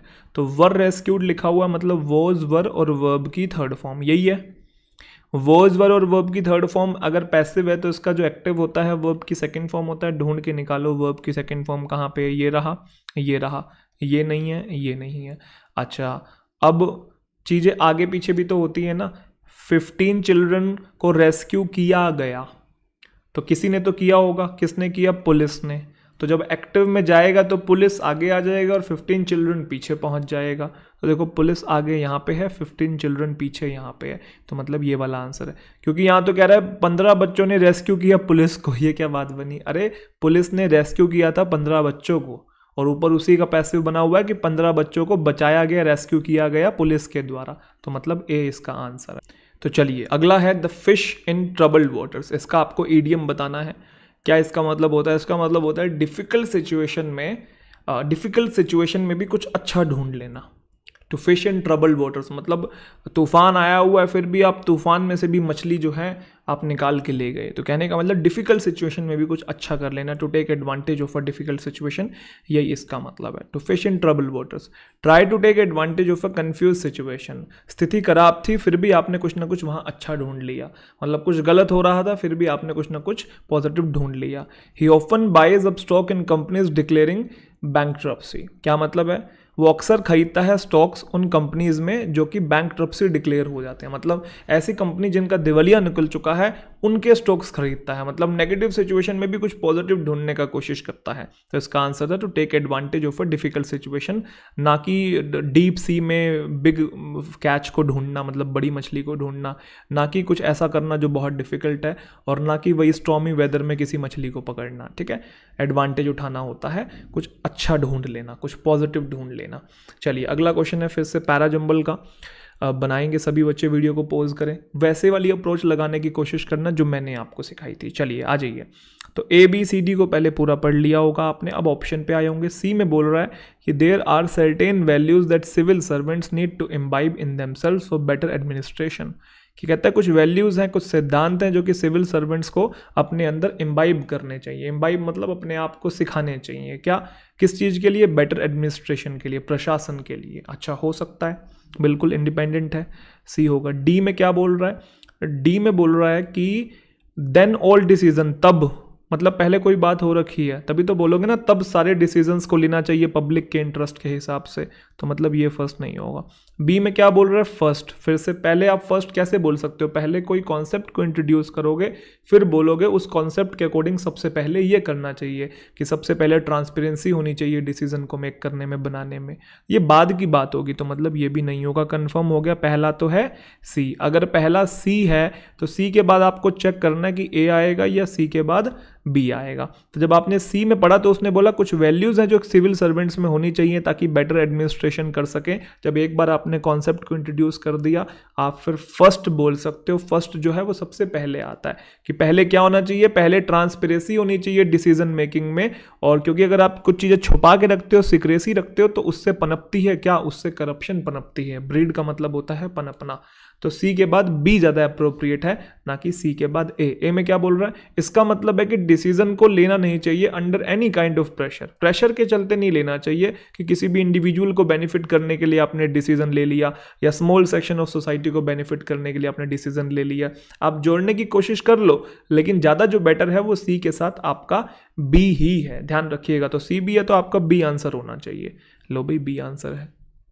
और अगर आपको ऐसे समझ में नहीं आ रहा था, इतना समझ में आ गया था, अगर सी पहला है या सी के बाद ए या बी आपको नहीं समझ में आ रहा था, तो आपके सामने एक पेयर और था। आपको पता है पहले बोलोगे फर्स्ट, उसके बाद बोलोगे देन। फर्स्ट ये होना चाहिए, ये होने के बाद तब वो होना चाहिए। देन का मतलब तब, तो मतलब बी डी का भी पेयर था। तो बी डी आपको देखो यहीं पे दिखाई दे रहा है, इस वाले में नहीं है क्योंकि इधर तो डी बी है, बी डी यहाँ पे है, तो आपका बी आंसर था। चलिए, आई होप मेरा पॉइंट समझ में आ गया। ग्लूमी का आपने एंटोनिम बताना है। ग्लूमी का मतलब होता है डार्क, ठीक है, या फिर ग्लूमी का मतलब होता है सैड, कोई चीज़ सोरो से रिलेटेड है, दुखी से रिलेटेड है, ठीक है, नेगेटिव वर्ड होता है। डल हो गया, ब्राइट हो गया, क्या डिस्मल इसका आंसर होना चाहिए। डी चेक करें। ओ सॉरी, एंटोनिम बताना था, I am really sorry. Dismal तो इसका सिनोनिम हो गया ना, मैं ऊपर फिर से भूल गया। एंटोनिम बताना था। जब ग्लूमी का मतलब होता है बहुत ज़्यादा डार्क, तो एंटोनिम क्या होगा? एंटोनिम ब्राइट होगा। ठीक है, माय मिस्टेक, आई होप आप मुझे माफ़ कर देंगे। ठीक है, फ्लो में हो गया। तो ग्लूमी का मतलब क्या है भैया? ग्लूमी का मतलब होता है dark in a way that is unpleasant and makes it difficult to see. कोई चीज़ डार्क है और इतनी खराब है कि आप देख ही नहीं पा रहे हैं। ग्लूमी वेदर हो जाता है ना, बिल्कुल काला बादल छा जाते हैं, बिल्कुल। ठीक है, ग्लूमी वेटिंग रूम है कि गंदा से गंदी कंडीशन हो रखी है बिल्कुल वहाँ पे। तो ग्लूमी एक नेगेटिव वर्ड है, उसका एंटोनिम बताना था। और ये डल जो है सिनोनिम है, डिस्मल भी उसका सिनोनिम है, कैची तो कहीं से इसका मीनिंग ही नहीं है, आसपास भी सिनोनिम एंटोनिम में भी नहीं। तो ब्राइट जो है इसका जस्ट ऑपोजिट है, तो एंटोनिम इसका आंसर है। ठीक है, select the most appropriate synonym of the given word. अब ध्यान से करेंगे, ठीक है, क्वेश्चन गलत हो सकते हैं, सिनोनिम बताना है। तो सिनोनिम में पूछा है ट्रेल, ट्रेल का मतलब होता है रास्ता, तो रास्ते से रिलेटेड कौन सा वर्ड है, पाथ, ये इसका आंसर होना चाहिए, क्योंकि बाकी मीनिंग तो आपको पता है, रिहर्सल, ग्लोरी, विन, ये तो इसके दूर दूर तक कहीं नहीं भटकते हैं। चलिए, ट्रेल का मतलब एक ऐसा रास्ता through a country side, mountain, forest area, कहीं का भी रास्ता हो सकता है, उसे हम लोग ट्रेल कहते हैं, ठीक है। अगला क्वेश्चन है एरर वाला, बताओ भाई कौन से सेगमेंट में एरर है। Although we had very good batsman we could not be able to score high. इस सेंटेंस में जो एरर है वो सी पार्ट में है। क्यों है भाई एरर, देखो कॉमन सेंस है, या तो आप यूज करते हैं बी एबल टू, या आप यूज करते हैं कैन या कुड का, ये दोनों एक ही बात बोलते हैं। एग्जाम्पल के तौर पे कुड से एग्जाम्पल लेता हूं, मैंने कहा I could swim when I was 5, I was able to swim when I was 5। तो या तो आप वॉज एबल बोलते हो या आप कुड बोलते हो। ऐसे ही आप प्रेजेंट में भी यूज कर सकते हो ऐसा कि आई कैन डू दिस और I am able to do this, दोनों एक ही तो बात है, लेकिन आप कुड और एबल को एक साथ यूज नहीं कर सकते, सुपरफ्लूअस हो जाएगा। तो यहाँ पे कुड और एबल को एक साथ यूज किया हुआ है, ऐसे ही कैन और एबल को आप एक साथ यूज नहीं कर सकते, इसलिए यहाँ पे एरर था। Although we had a good batsman, हालांकि हमारे पास अच्छे बल्लेबाज थे, वी कुंट स्कोर हाई, ऐसा बोलेंगे आप, ठीक है। We could not score high या फिर we were not able to score high, दोनों में से कोई भी एक चीज बोलेंगे, ठीक है जी। अ क्विक और सडन मूवमेंट, एकदम से जो सडन मूवमेंट होती है, ऐसे आप करते हैं या ऐसे कर रहे हैं, हाथ चला रहे हैं, उसे हम लोग कहते हैं फ्लिक। सही, बिल्कुल पकड़ा, ठीक है। फ्लैक और जो स्पेक होता है, ये दोनों एक ही चीज है। फ्लैक का मतलब होता है अ स्मॉल मार्क या फिर स्पॉट, कोई छोटा निशान होता है ना, जैसे पेंट के धब्बे आप देख, I got a few flecks of paint on the window, paint के धब्बे छोटे छोटे निशान पड़ गए हैं। तो फ्लैक और स्पेक एक ही है, डस्ट आपको पता ही है। फ्लिक का मतलब क्विक और सडन मूवमेंट को बोलते हैं, ठीक है जी। फिर से ग्रामेटिकल एरर वाला क्वेश्चन है, only 5 minutes are allowed for each speaker during the function. Video को पॉज करो, जल्दी बनाने की कोशिश करो। इसका जो आंसर है यहाँ पे अलाउड नहीं आएगा, यहाँ पे गिवन आना चाहिए। तो आपका कौन से पार्ट में एरर है, आपका सी पार्ट के अंदर एरर है। क्यों है सर जी, अलाउड क्यों नहीं आना चाहिए, सी क्यों आना चाहिए? क्योंकि देखो अलाउ हम किसी इंसान को करते हैं, ठीक है, ध्यान रखिएगा, अलाउ किसी पर्सन को करते हैं, लेकिन यहाँ पे पर्सन नहीं है, यहाँ पे मिनट्स की बात हो रही है कि सिर्फ 5 मिनट्स दिए जाएंगे किसी स्पीकर को। देना क्या है, 5 मिनट्स देना, भले ही स्पीकर को देने, लेकिन देना क्या है, 5 मिनट्स। तो 5 मिनट्स दिए जाएंगे, जनरल वर्ड यूज करना है, गिवन आएगा। अलाउड हम पर्सन को, जैसे I allowed you to go, ठीक है, मैं तुम्हें अलाउ करता हूं, I allowed him to do this work. Person के लिए अलाउ यूज करते हैं, थिंग्स के लिए नहीं। पैसिव में था, उल्टा था। तो 5 मिनट्स दिए जाएंगे, 5 मिनट थिंग्स हैं ये, ठीक है, ध्यान रखिएगा। चले, कर्ट का मतलब होता है रूड, कोई इंसान जो अनफ्रेंडली तरीके से बात करे। एंटोनिम बताना है, देखो इस चीज का ध्यान रखना, तो इसका जस्ट ऑपोजिट होगा मेरे ख्याल से पोलाइट, यही है। देखो अभी मैं रूड लगा देता ऊपर, अगर मैं नहीं देखता तो इस सिनोनिम एंटोनिम में बड़ी कंफ्यूजन होती है, ध्यान रखिएगा इस चीज को। कर्ट अगर किसी का तरीका या किसी की स्पीच, किसी की भाषा कर्ट है, तो मतलब वो रूड है, ठीक है। कर्ट रिप्लाई, नोड का मतलब समझते हैं, ऐसे मुंडी हिलाना, आया तो बड़ा बताऊंगा तेरे को मैं, इस टाइप का थोड़ा सा। तो इम्पोलाइट इसका सेम मीनिंग हो गया, रूड भी सेम हो गया, डिसमल का मतलब तो बुरा होता है, वो भी सेम हो गया, पोलाइट एंटोनिम है, हमें वही बताना था। ये ऐसा क्वेश्चन है, न जाने पता नहीं मतलब कितनी बार मैंने बताया होगा, रिटर्न के बाद कभी बैक नहीं आता, क्योंकि रिटर्न का मतलब ही होता है कम बैक। तो यू मस्ट रिटर्न होना चाहिए, you must return the book you borrowed last month, ठीक है जी। और मस्ट भी रिटर्न नहीं हो सकता, क्योंकि यू को ही रिटर्न करना है, एक्टिव चाहिए। बी रिटर्न तो पैसिव हो जाएगा ना, कि तुम्हें ही रिटर्न करना है बुक को। You must be return the book नहीं हो सकता, कारण क्योंकि ये be plus third form passive है, यहाँ पे एक्टिव डूअर है, तो एक्टिव है तो एक्टिव ही चाहिए होगा ना, पैसिव थोड़ी लिख सकते हो। मस्ट प्लस पहली फॉर्म का पैसिव होता है must be plus third form, समझ रहे हो मेरी बात? जब यू को रिटर्न करनी है तो एक्टिव चाहिए होगा ना, पैसिव थोड़ी यूज करोगे। तो मस्ट प्लस फर्स्ट फॉर्म ये रहा, और दूसरा बैक आता नहीं है, तो ये वाला ऑप्शन गया, ये गया, और ये तो पैसिव था। तो आपके सामने आंसर बी है। A busy main road for public use, बताओ भाई, थोरोफेयर, प्रोमेनाड, एवेन्यू, हाईवे, क्या आंसर होना चाहिए? कि busy main road for public use. आपको सारे सबके मीनिंग पता है? आओ पहले सबके मीनिंग जानते हैं। प्रोमेनाड एक टर्म है जिसका मतलब एक ऐसा रास्ता जो चलने के लिए यूज करते हैं, specially one built next to the sea. समुद्र का जो किनारा आप लोग देखते हैं, हम लोग वहां पे टहलते हैं, तो प्रोमेनाड है, ठीक है। एवेन्यू क्या है? एवेन्यू एक वाइड स्ट्रेट रोड होता है जिसके दोनों तरफ ट्रीज होते हैं या एक साइड पेड़ होते हैं, एवेन्यू। हाईवे तो आपको पता है एक मेन रोड होता है, स्पेशली जो कनेक्ट करता है बड़े शहरों को और कस्बों को। और जो एक बिजी मेन रोड है, पब्लिक के लिए यूज होता है आपके शहर के अंदर, उसे हम थोरोफेयर कहते हैं। फेयर का मतलब आपको पता है, वैसे ही थोरोफेयर जो ये टर्म है ये हम यूज ही उसके लिए करते हैं कि भाई बहुत ज़्यादा भीड़ लगी हुई है यहाँ पे, तो बिजी बोला है ना, मेन रोड बोला है, पब्लिक भी बोला है, तो बिजी, ठीक है। थोरोफेयर ध्यान रखिएगा। बाकी मीनिंग क्लियर है आप सबको? 100%। प्रोमेनाड हो गया। प्रोमेनाड मतलब वो समुद्र के साथ वाला रास्ता, एवेन्यू मतलब जहाँ पेड़ हो, है हाईवे मतलब बड़ी रोड जो शहरों को और कस्बों को कनेक्ट करे, तो ये मेन रोड पब्लिक यूज के लिए जो होती है, ठीक है जी।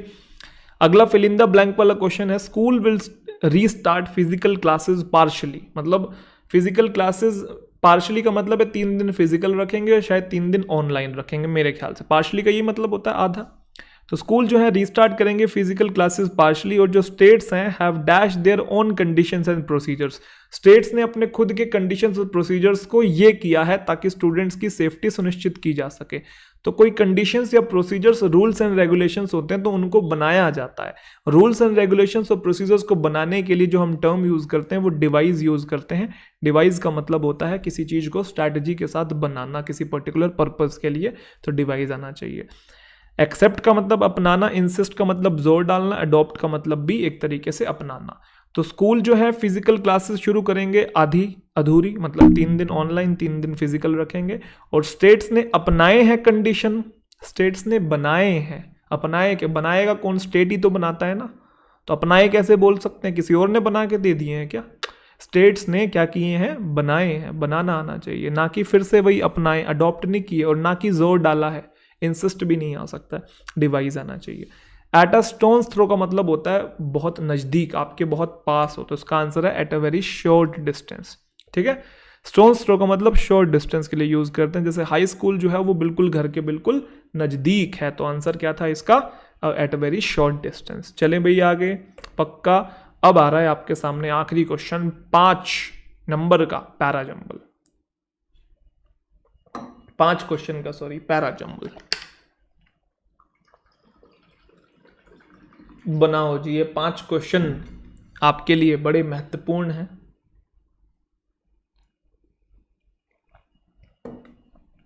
तो पहले काम करेंगे आप, 1 बाय 1 मैं आपको दिखाऊंगा क्वेश्चन, आप बिना क्वेश्चन को फिल किए पहले आप पूरा का पूरा पढ़ें, उसके बाद 1 बाय 1 क्वेश्चन दिखाऊंगा। हर एक क्वेश्चन जैसे दिखा रहा हूं आप उसको वीडियो को पॉज करें, खुद बनाएं और फिर मैं सिखाता हूं। चलिए पहला क्वेश्चन,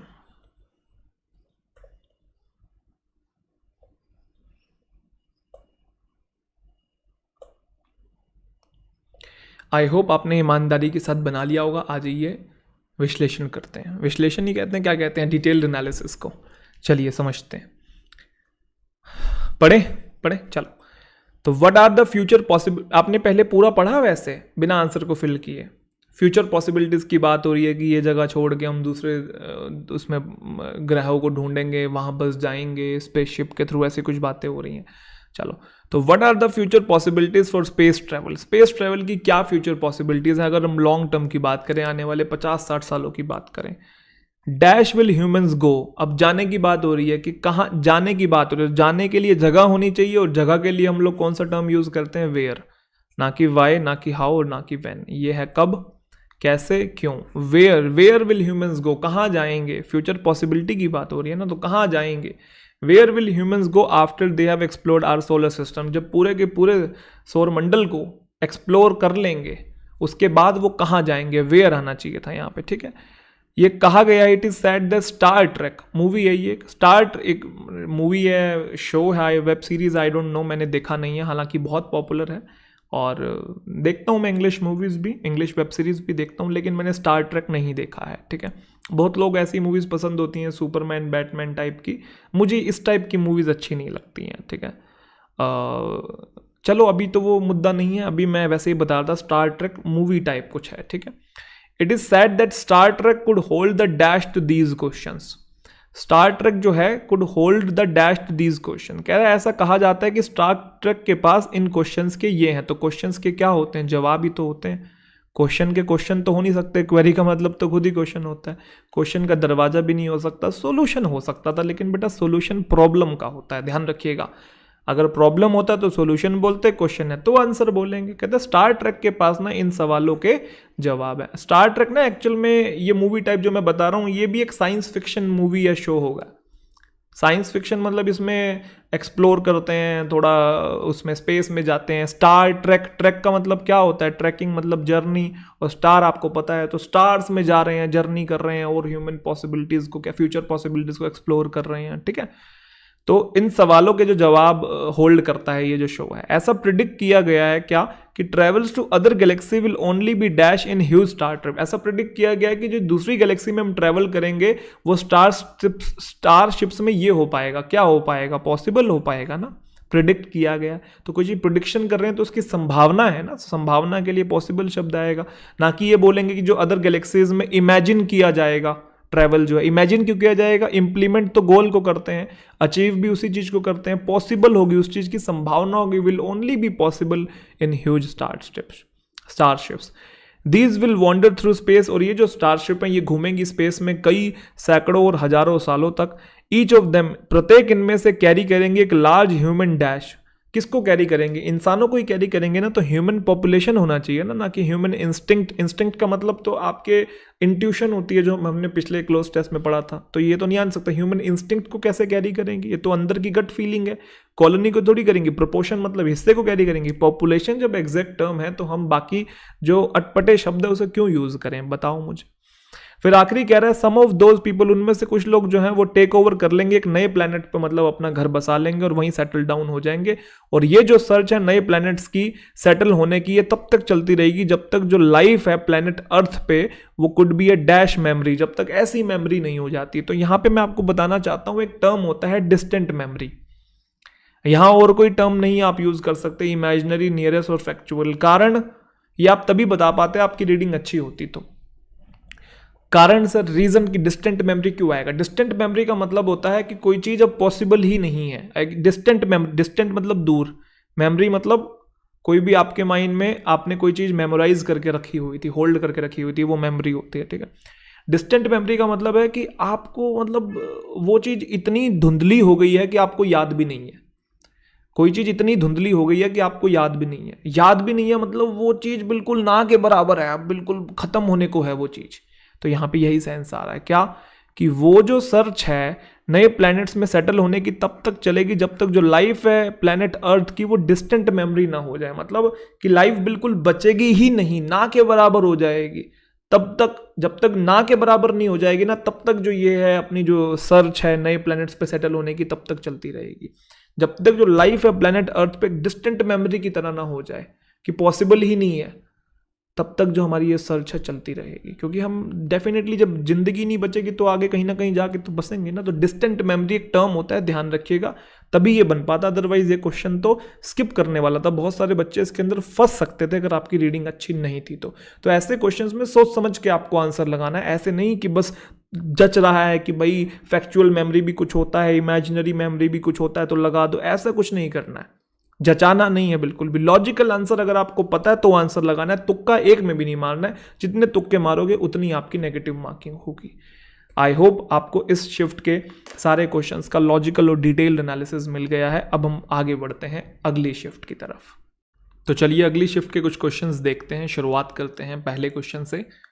लार्ज केज बिल्डिंग और एनक्लोजर टू कीप बर्ड्स, जहाँ पे पक्षियों को रखा जाता है, एक ऐसा लार्ज पिंजरा, केज, क्या बोलते हैं? जू, एपियरी, एक्वेरियम या एवियरी? तो इसका आंसर आपका है एवियरी, जहाँ पे बर्ड्स को रखा जाता है। जू बेसिकली जूलॉजिकल गार्डन का शॉर्ट फॉर्म है, जहाँ पे वाइल्ड लाइफ एनिमल्स को प्रोटेक्ट करके रखा जाता है डिस्प्ले के लिए, पब्लिक डिस्प्ले के लिए।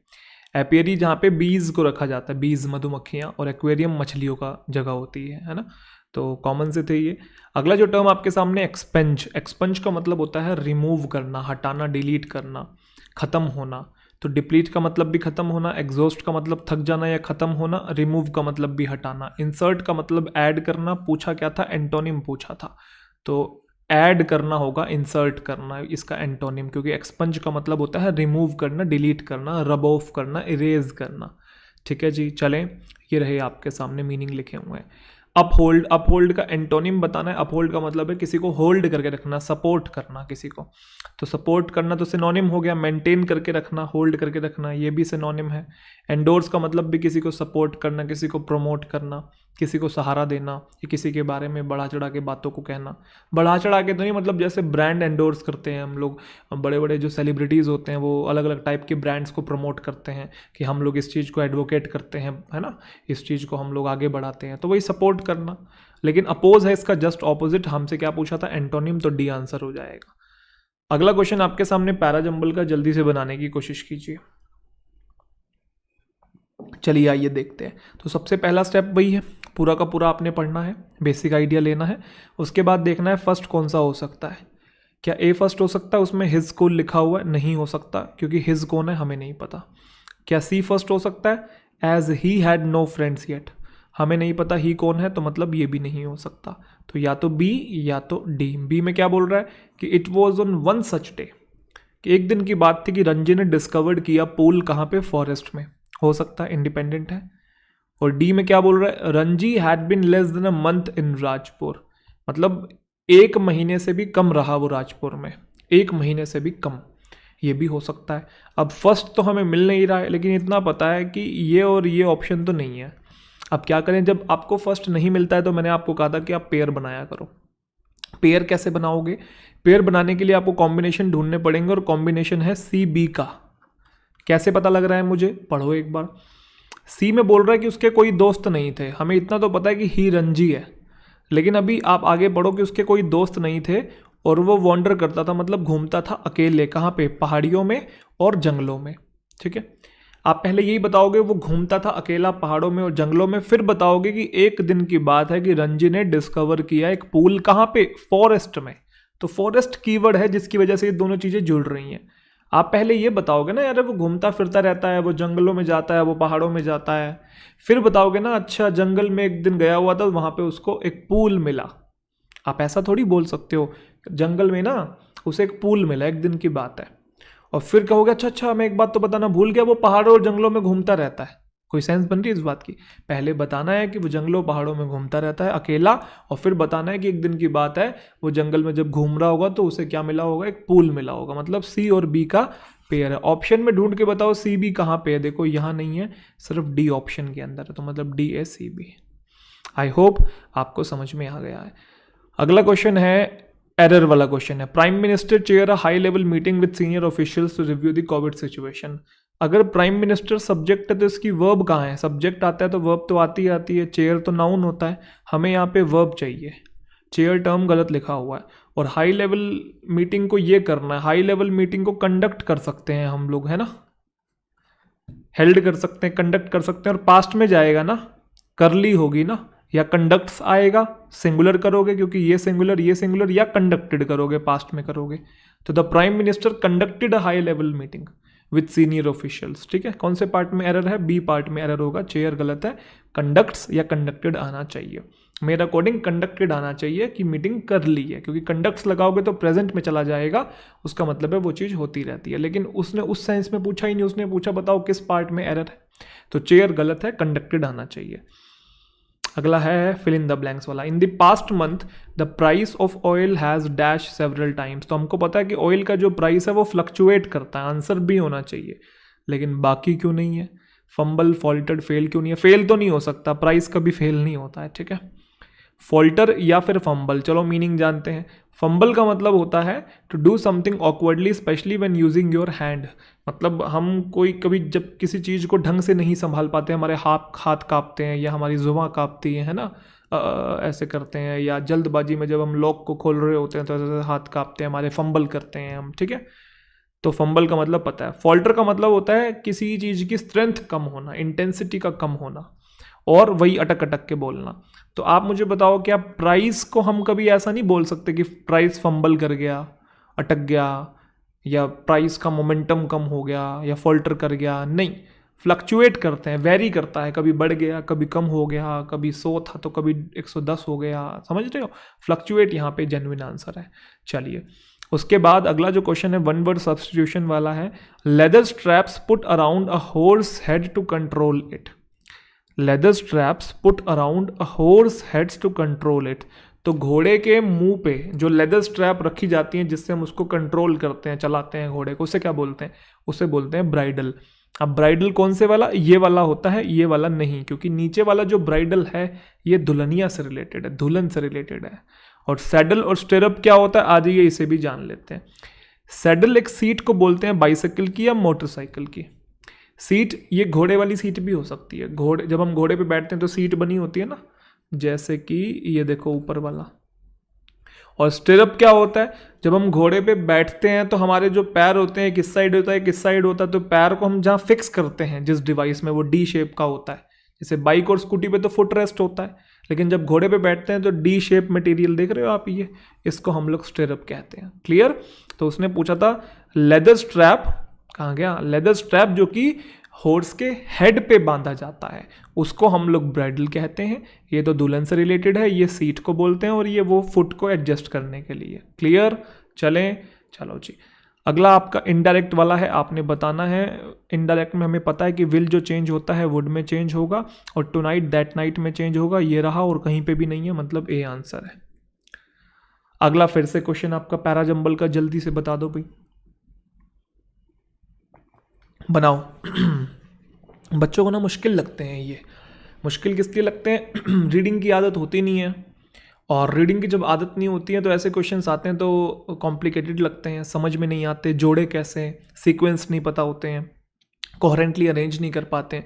तो इनकी एक सिंपल सी चीज़ है, सिंपल सी चीज़ ये है कि ज़्यादा इनको कॉम्प्लिकेट मत करो। आप बस पहले एक बार पढ़ लो पूरा का पूरा पढ़ने के बाद एक बेसिक आइडिया ले लो। चाहे कुछ वर्ड ना भी समझ में आ रहा हो, आप जनरल आइडिया ले लो कि क्या बातें हो रही हैं। जनरल आइडिया लेने के बाद आप बस ये देखो कि बी पहला हो सकता है।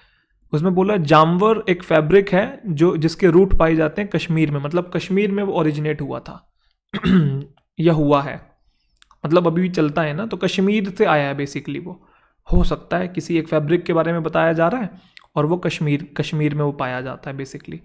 अच्छा, जामावर है, जामवर है, क्या है मुझे नहीं पता इसकी प्रोनाउंसिएशन, आप देख लीजिएगा, ठीक है। हमें पता है इतना एक फैब्रिक है। बी हो सकता है पहला। क्या डी पहला हो सकता है? डी में बोला कि जो जामवर है एक अडल्ट्रेटेड फॉर्म है। अडल्ट्रेटेड मतलब मिक्सचर है। ये किसका मिक्सचर है? पश्मीना सिल्क का, क्योंकि इसके अंदर कॉटन भी होता है, वूल भी होता है। ये फर्स्ट नहीं हो सकता। पहले आप ये बताओगे ना ओरिजिन क्या है उसका, कहाँ पाया जाता है, और वो है क्या, एक फैब्रिक है, वो पाया कहाँ जाता है, कश्मीर में पाया जाता है, ये बताओगे। पहले बी आना चाहिए, या सीधा पहले डी आ जाएगा, जानवर एक ये है। अरे पहले बताओ, सो एक फैब्रिक है, फिर बताओ वो कैसे बना है। अच्छा, वो मिक्स करके बना है पश्मीना सिल्क के साथ, उसका अडल्ट्रेटेड फॉर्म है, उसमें कॉटन और वूल दोनों होता है। बाद में बताओगे ना वो किस चीज़ से बना है, तो पहले वो क्या है। तो बी पहला हो सकता है। लो जी, बी पहला है। ये वाले ऑप्शन मैंने कांटे मार दिए। अब बी के बाद या तो ए या बी के बाद सी। अब जब बी के बाद ए पढ़ रहा हूं तो उसमें फिर जामावर को तोड़ के बता रहा है कि जामा का मतलब होता है शॉल, और वॉर का मतलब होता है यार्ड। यार्ड मतलब मेजर करते हैं कि इतना यार्ड कपड़ा है ना, इतने यार्ड की शॉल है। अच्छा, ये तो डेफिनेटली हो सकता है। जब पहले तो बताया फैब्रिक है, फिर बताया कश्मीर में इसके रूट्स हैं, फिर बता रहा है कि जामा का एक्चुअल में मीनिंग क्या। अच्छा, ये मीनिंग है, डेफिनेटली है ये। लेकिन बी के बाद सी जा सकता है। सी में बोल रहा है कि पीपल जो है अर्लियर टाइम्स में, पुराने टाइम पे इसको खरीदा करते थे यार्ड ऑफ शाल को प्रोटेक्ट करने के लिए। किससे? चिली विंटर से, ठंडी से प्रोटेक्ट करने के लिए। ये नहीं आ सकता इसके तुरंत बाद। पहले इंट्रोडक्शन चलेगा, बाद में पर्पस बताओगे इसे क्यों परचेज किया जाता था। पहले आपने बताया कि फैब्रिक है, बताया कश्मीर में इसके रूट्स हैं, फिर बताओगे अच्छा जामा वर्क का मीनिंग क्या है। अच्छा, जामा का मतलब है आपका शॉल और वॉर का मतलब है आपका यार्ड, पहले ये बताओगे। उसके बाद बताओगे अच्छा लोग खरीदते थे पहले के टाइम पे यार्ड ऑफ शॉल को। आप यार्ड ऑफ शॉल बाद में कैसे बाद में ही मेंशन करना पड़ेगा ना, पहले तो बताना पड़ेगा कि जामा का मतलब शॉल है, वॉर का मतलब यार्ड है। आप ऐसा कभी बोल सकते हो कि भाई जामावर एक फैब्रिक है, ये पाया जाता है आपका कश्मीर के अंदर, और लोग इसे खरीदते थे ठंड से बचने के लिए। अच्छा हाँ, एक बात बताना तो भूल गए, जामा का मतलब होता है शॉल और वॉर का मतलब होता है यार्ड। ये कोई सेंस बनी? पहले आपको इंट्रोडक्शन ही देना है कि भाई फैब्रिक है, कश्मीर में पाया जाता है, इसका मतलब जामा का मतलब ये है, वॉर का मतलब ये है, फिर आगे की बातें।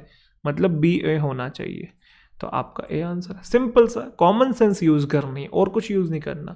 और ये कॉमन सेंस कैसे डेवलप होगी, जब आपको सीक्वेंस पता होगा कि चीज़ें लिखी कैसे जाती हैं। जब आप रीड करते हैं, कोई भी आर्टिकल न्यूज़पेपर में पढ़ते हैं या कोई बुक पढ़ते हैं, तो जब चीज़ें सीक्वेंस में लिखी जाती है, पहले इंट्रोडक्शन, फिर बॉडी, फिर कंक्लूजन, बस वही चीज़ें होती हैं और कुछ भी नहीं है। चलो, रैंक एंड फाइल का मीनिंग बताना है, ईडीएम है। रैंक एंड फाइल का मतलब होता है किसी भी ऑर्गेनाइजेशन के साधारण लोग, लीडरशिप पोजीशन को छोड़ के उसके अलावा कोई भी पोजीशन में है, जनरल जो एम्प्लॉयज होते हैं, ऑर्डिनरी जो वर्कर्स होते हैं, उनको हम लोग कहते हैं रैंक एंड फाइल। ध्यान रखिएगा। चलें, अगला क्वेश्चन है, my brother has decided to settle in London for good. ये भी ईडीएम है, ऊपर लिखा हुआ क्वेश्चन देखो, एक ईडीएम है ये। इस ईडीएम का मीनिंग क्या होता है? देखो, अगर कोई बच्चा क्वेश्चन पे ध्यान ना दे कि भाई ये ईडीएम है, ये ध्यान ना दे, और ये देखे कि मेरा ब्रदर जो है उसने डिसाइड किया लंदन में सेटल होने का इस चीज के लिए, तो बच्चा सोच सकता है शायद इसे रिप्लेस करना है। अगर आप रिप्लेस करोगे तो रिप्लेस ये भी कर सकता है, ये भी कर सकता है, ये भी कर सकता है, ब्रीफली नहीं कर सकता। ब्रीफली का मतलब होता है संक्षिप्त में, कि बेटर इनकम के लिए सेटल होना का डिसाइड कर लिया है, प्रमोशन के लिए, हमेशा के लिए, तीनों ही हो सकते हैं। लेकिन यहां पर रिप्लेस नहीं करना था, यहां पे एक्चुअल में ईडीएम है ये। इस ईडीएम का मीनिंग बताना है कि क्या है तो फॉर गुड भी सही लिखा हुआ है, फॉर गुड में क्या गलती है? तो यहां पे रिप्लेस वाला क्वेश्चन ही नहीं है, ईडीएम वाला है। अगर आपको फॉर गुड का मीनिंग पता है तभी लगाना है, नहीं पता तो ऐसे तुक्का नहीं मारना। और फॉर गुड का मतलब होता है परमानेंटली, हमेशा। She says she is living him for good, वो कहती है कि वो उसे छोड़ रही है हमेशा के लिए, सदा के लिए, परमानेंट। तो फॉर एवर इसका आंसर है। ध्यान रखना, ईडीएम है, रिप्लेस वाला क्वेश्चन नहीं था। ये छोटी छोटी चीजें ध्यान रखना, क्योंकि अगर आप वैसे देखोगे तो ये भी सही लगेगा आपको, ये भी सही लगेगा। अगला क्वेश्चन ये है आपका रिप्लेसमेंट वाला, सब्स्टिट्यूट करना है आपने। बताओ भाई, unless someone makes a complaint they will not clear the garbage from the street. यदि कोई कंप्लेंट नहीं करेगा तो वो साफ नहीं करेंगे गार्बेज स्ट्रीट से। मेरे ख्याल से इसके अंदर नो एरर लिखा हुआ ही सही है, बाकी सारे गलत है। क्यों? कारण ये है कि समवन सिंगुलर होता है और सिंगुलर के साथ सिंगुलर वर्ब हम लोग यूज करते हैं, एकदम सही लिखा हुआ है। लेकिन अगर आप ध्यान से देखेंगे, विदाउट, डेस्पाइट और एक्सेप्ट, ये तीनों के तीनों प्रेपोजिशन होते हैं। क्या होते हैं? प्रेपोजिशन। और प्रेपोजिशन के बाद हमेशा क्या होते हैं? प्रेपोजिशन के ऑब्जेक्ट। अगर आप इसे ऑब्जेक्ट बना देंगे तो फिर ये वाली वर्ब का सब्जेक्ट कौन है?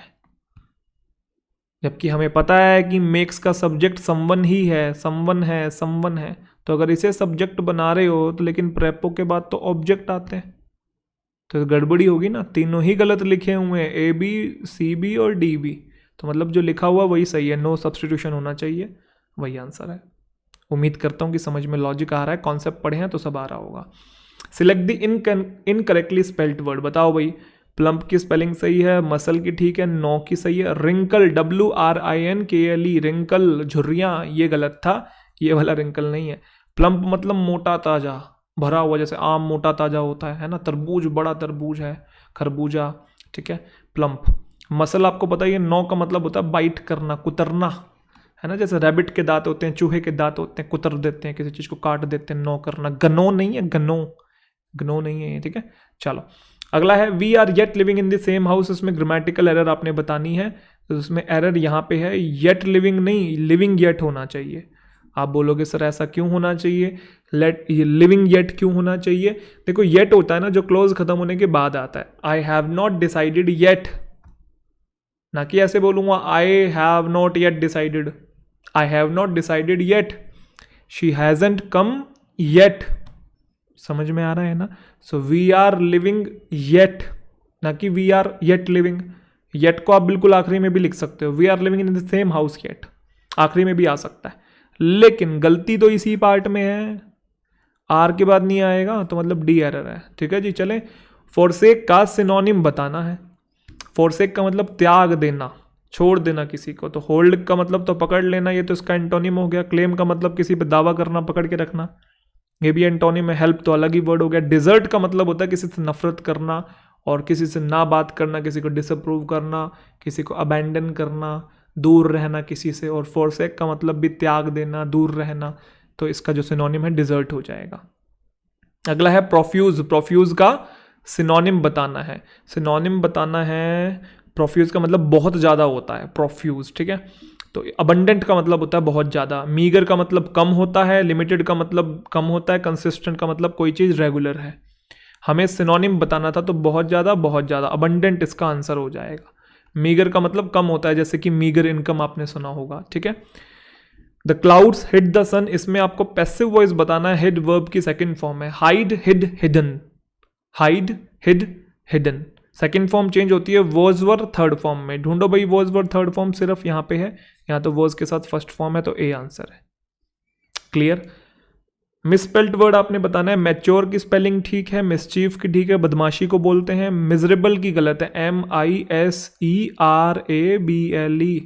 उदास इंसान, ठीक है, मायूसी से भरा हुआ। मॉइस्चर भी एकदम सही है, तो मिजरेबल की स्पेलिंग गलत थी। How long have you being sitting on this bench, how long के साथ प्रेजेंट परफेक्ट कॉन्टिन्यूस यूज होता है, हैव बीन सिटिंग होना चाहिए। वैसे भी हैव के बाद वर्ब की थर्ड फॉर्म ही यूज होती है, तो बीइंग नहीं, बीन, ये रहा और ये रहा। और बेंच पे बैठते हैं, तो ये नहीं, सिटिंग की स्पेलिंग ये है आपकी, सी आंसर हो जाएगा। The air dash has gone up significantly, air जो है बढ़ गई है बहुत ज़्यादा। तो रेंट तो भाई मकान का होता है, चार्ज और कॉस्ट तो हम प्रोडक्ट के लिए यूज़ करते हैं, किराए के लिए हम लोग फेयर यूज़ करते हैं, है ना। बस का फेयर बढ़ गया है, ट्रेन का फेयर बढ़ गया है, एयर का फेयर बढ़ गया है। फेयर मतलब टिकट का प्राइस, किराया। फेयर आंसर आना चाहिए। अब आ गया आपके सामने आखिरी क्वेश्चन, क्लोज टेस्ट वाला। बताओ भाई, बनाए इसे, बढ़िया क्वेश्चन है। तो पहले 1 बाय 1 करके क्वेश्चन दिखा रहा हूँ, वीडियो को पॉज कर करके बनाते रहो, फिर मैं इसका डिटेल्ड एनालिसिस सिखाता हूँ। पहला क्वेश्चन, पॉज करो वीडियो को जैसे ही दूसरा आए।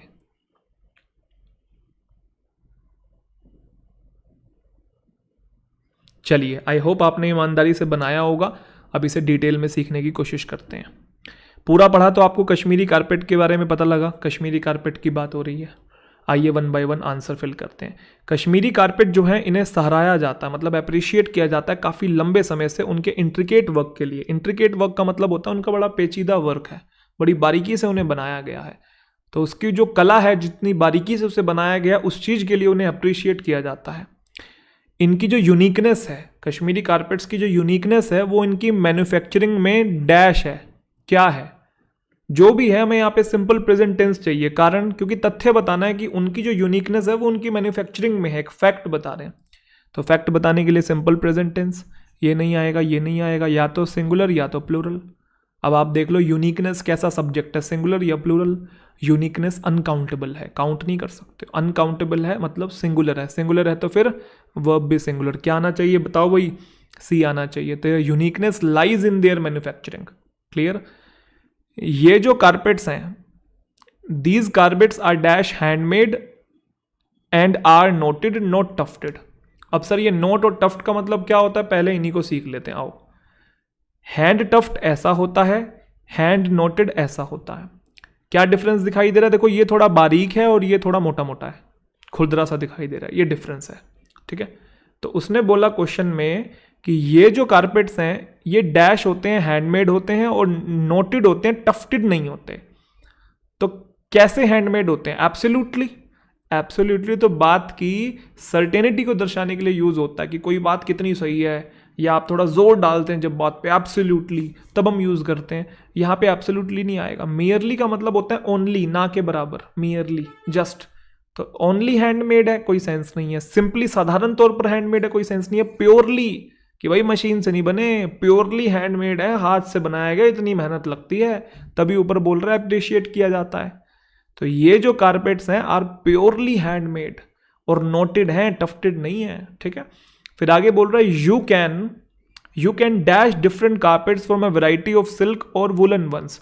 तो कहता है आप डिफरेंट कारपेट्स को ये कर सकते हो, सिल्क वाले भी ले सकते हो, वुलन वाले भी। तो क्या कर सकते हो, इशारे कर सकते हो। इलेक्ट तो हम प्रतिनिधि को करते हैं जिसको हमने इलेक्शन में खड़ा किया है। डिसाइड कर, चूज कर सकते हैं। डिफरेंट कारपेट्स को डिसाइड कैसे करेंगे, कोई डिसीजन थोड़ी है ना। तो चूज कर सकते हो आप, सिल्क वाला भी ले सकते हो, वुलन वाला भी ले सकते हो। और ये जो है, these are dash in colourful themes. और ये कलरफुल थीम्स में ये है, क्या है, डिवाइस का मतलब होता है प्लान होना, किसी चीज का प्लान बनाना या प्लान करना। तो कारपेट्स को प्लान कैसे करोगे? कारपेट्स को डिफाइन भी नहीं कर सकते, कोई क्वेश्चन थोड़ी है, डिस्क्राइब भी नहीं कर सकते, कोई सिचुएशन थोड़ी है, डिज़ाइन करोगे क्योंकि कला है, आर्ट है, कारपेट है। ये कारपेट डिज़ाइन होता है, कलरफुल थीम्स में इनको बनाया जाता है। और फिर जो मेन आर्ट है कारपेट मैन्युफैक्चरिंग की, is dash with the noting, with fixed preposition होता है एसोसिएटेड विद, तो वो आना चाहिए। बाकी कौन सा नहीं आ सकता? असिस्टेड। असिस्ट का मतलब होता है किसी की मदद करना, तो यहाँ मदद करने की बात तो है नहीं कि जो मेन आर्ट है कारपेट मैन्युफैक्चरिंग की वो मदद करती है नोटिंग के साथ। अबेट का मतलब होता है किसी को एनकरेज करना, किसी को प्रोत्साहित करना।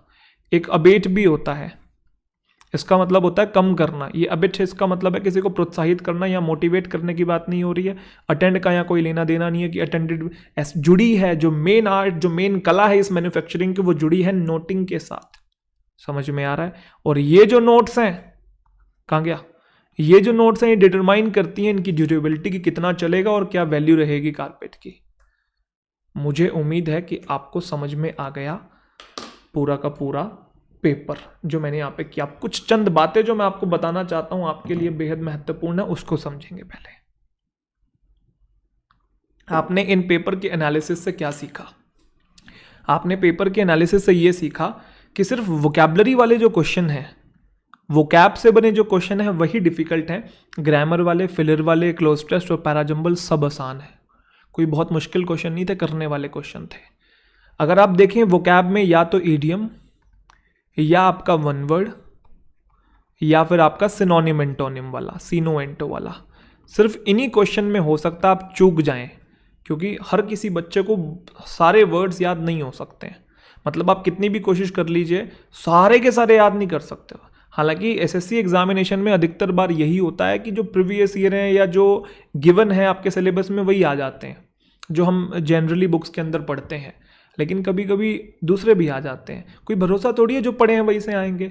तो इन वाले क्वेश्चंस में तुक्के मत मारना, रिस्क मत लेना। आता है तो लगाना, नहीं आता है तो कोशिश करना स्किप करना। हाँ, 3 ऑप्शंस एलिमिनेट कर दिए, 2 ऑप्शंस आपने एलिमिनेट कर दिए, 2 बचे हुए हैं और आपको लग रहा है कि आप एजुकेटेड गेस ले सकते हो तो अलग बात है। लेकिन अगर एक में भी समझ में नहीं आ रहा है आपको, तो वोकैब में आप गेस नहीं कर सकते, या तो आती है या तो नहीं आती है।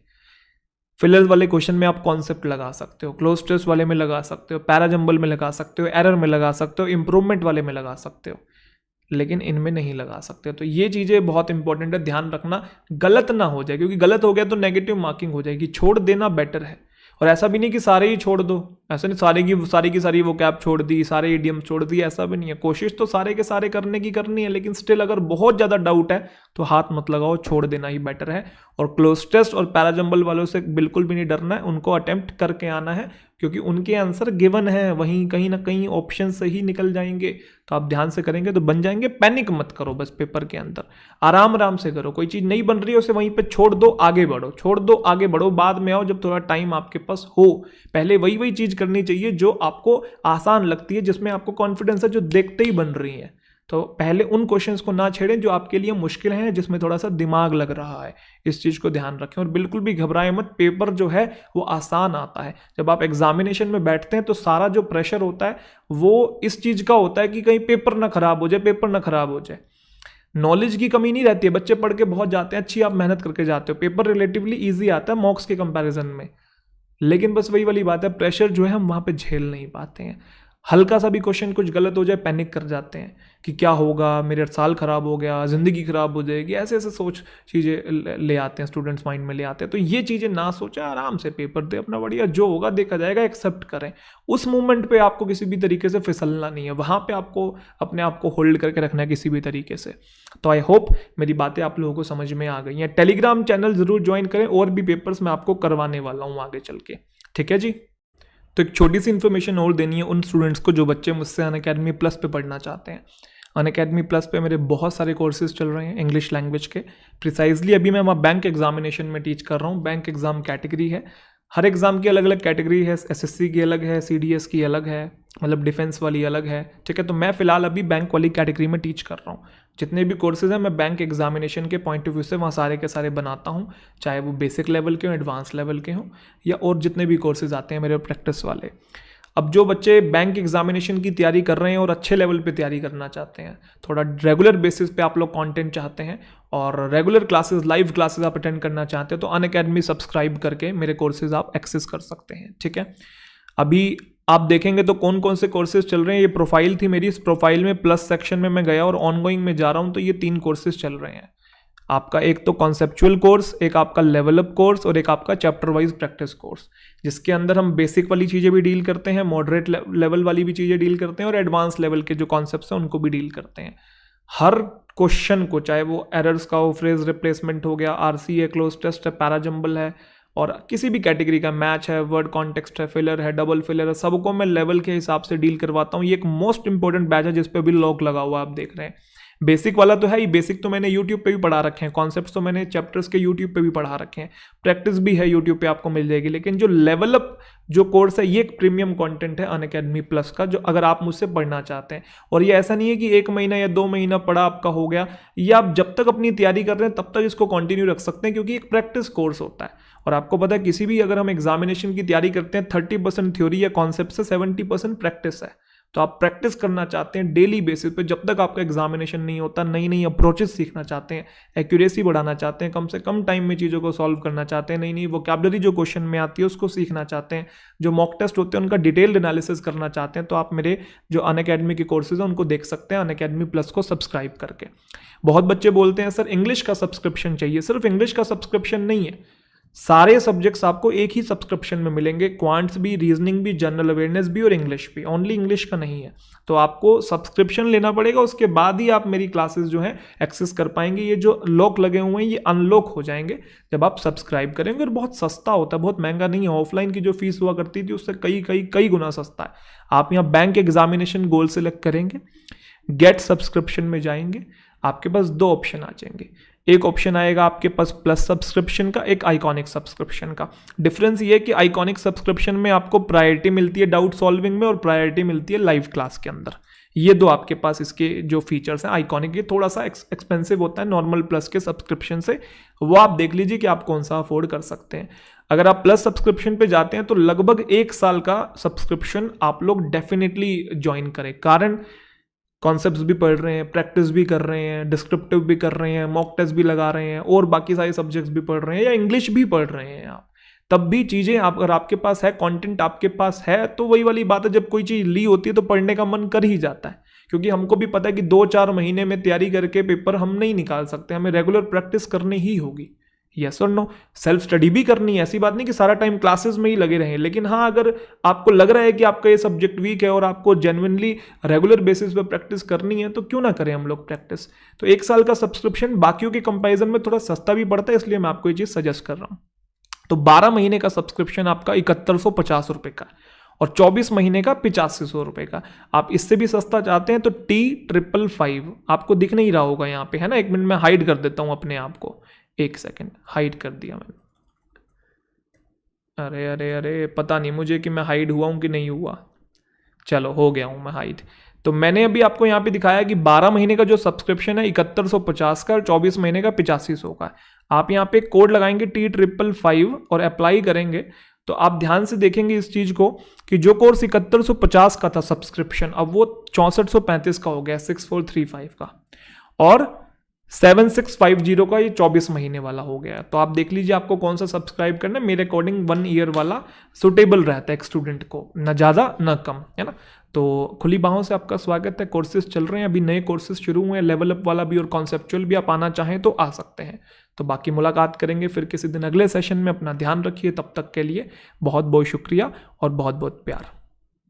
तो एक छोटी सी इंपॉर्टेंट इन्फॉर्मेशन और, अनअकैडमी की तरफ से एक बहुत बढ़िया ऑफर और चल रहा है जिसका नाम है बैंक एश्योर प्लस सेव 20%। क्या है सर ये बैंक एश्योर, पहले इसको समझ लेते हैं। अगर आप 1 ईयर का सब्सक्रिप्शन लेते हो अभी फ़िलहाल, ये डेज़ हैं May 16 to May 19, अगर इस टाइम फ्रेम के बीच में आप सब्सक्रिप्शन लेते हो 1 साल का या 2 साल का, और अगर आप इन केस इन 1 या 2 साल के अंदर आपका एग्जामिनेशन क्रैक नहीं होता है, आप कोई भी एग्जामिनेशन को क्वालिफाई नहीं कर पाते हैं, तो आपको 6 महीने का अनअकैडमी की तरफ से एश्योरेंस मिलेगा। मतलब 6 महीने का एक्सटेंशन मिलेगा, 6 महीने का एक्स्ट्रा सब्सक्रिप्शन आपको मिलेगा अगर आप 1 साल या 2 साल के अंदर आप एग्जामिनेशन नहीं क्रैक कर पाते हो तो बैंक एश्योर का मतलब एक तरीके से प्रॉमिस। तो अनअकैडमी आपको 6 मंथ्स का, कितने महीने का, 6 महीने का एक्स्ट्रा सब्सक्रिप्शन आपको देगा। अब ये 1 या 2 साल के अंदर जो मैं क्वालिफाई करने की बात कर रहा हूँ उसके अंदर कुछ टर्म्स एंड कंडीशंस भी हैं कि आपका मिनिमम 250 आवर्स का वॉच टाइम होना चाहिए अनअकैडमी प्लस के कोर्सेज का।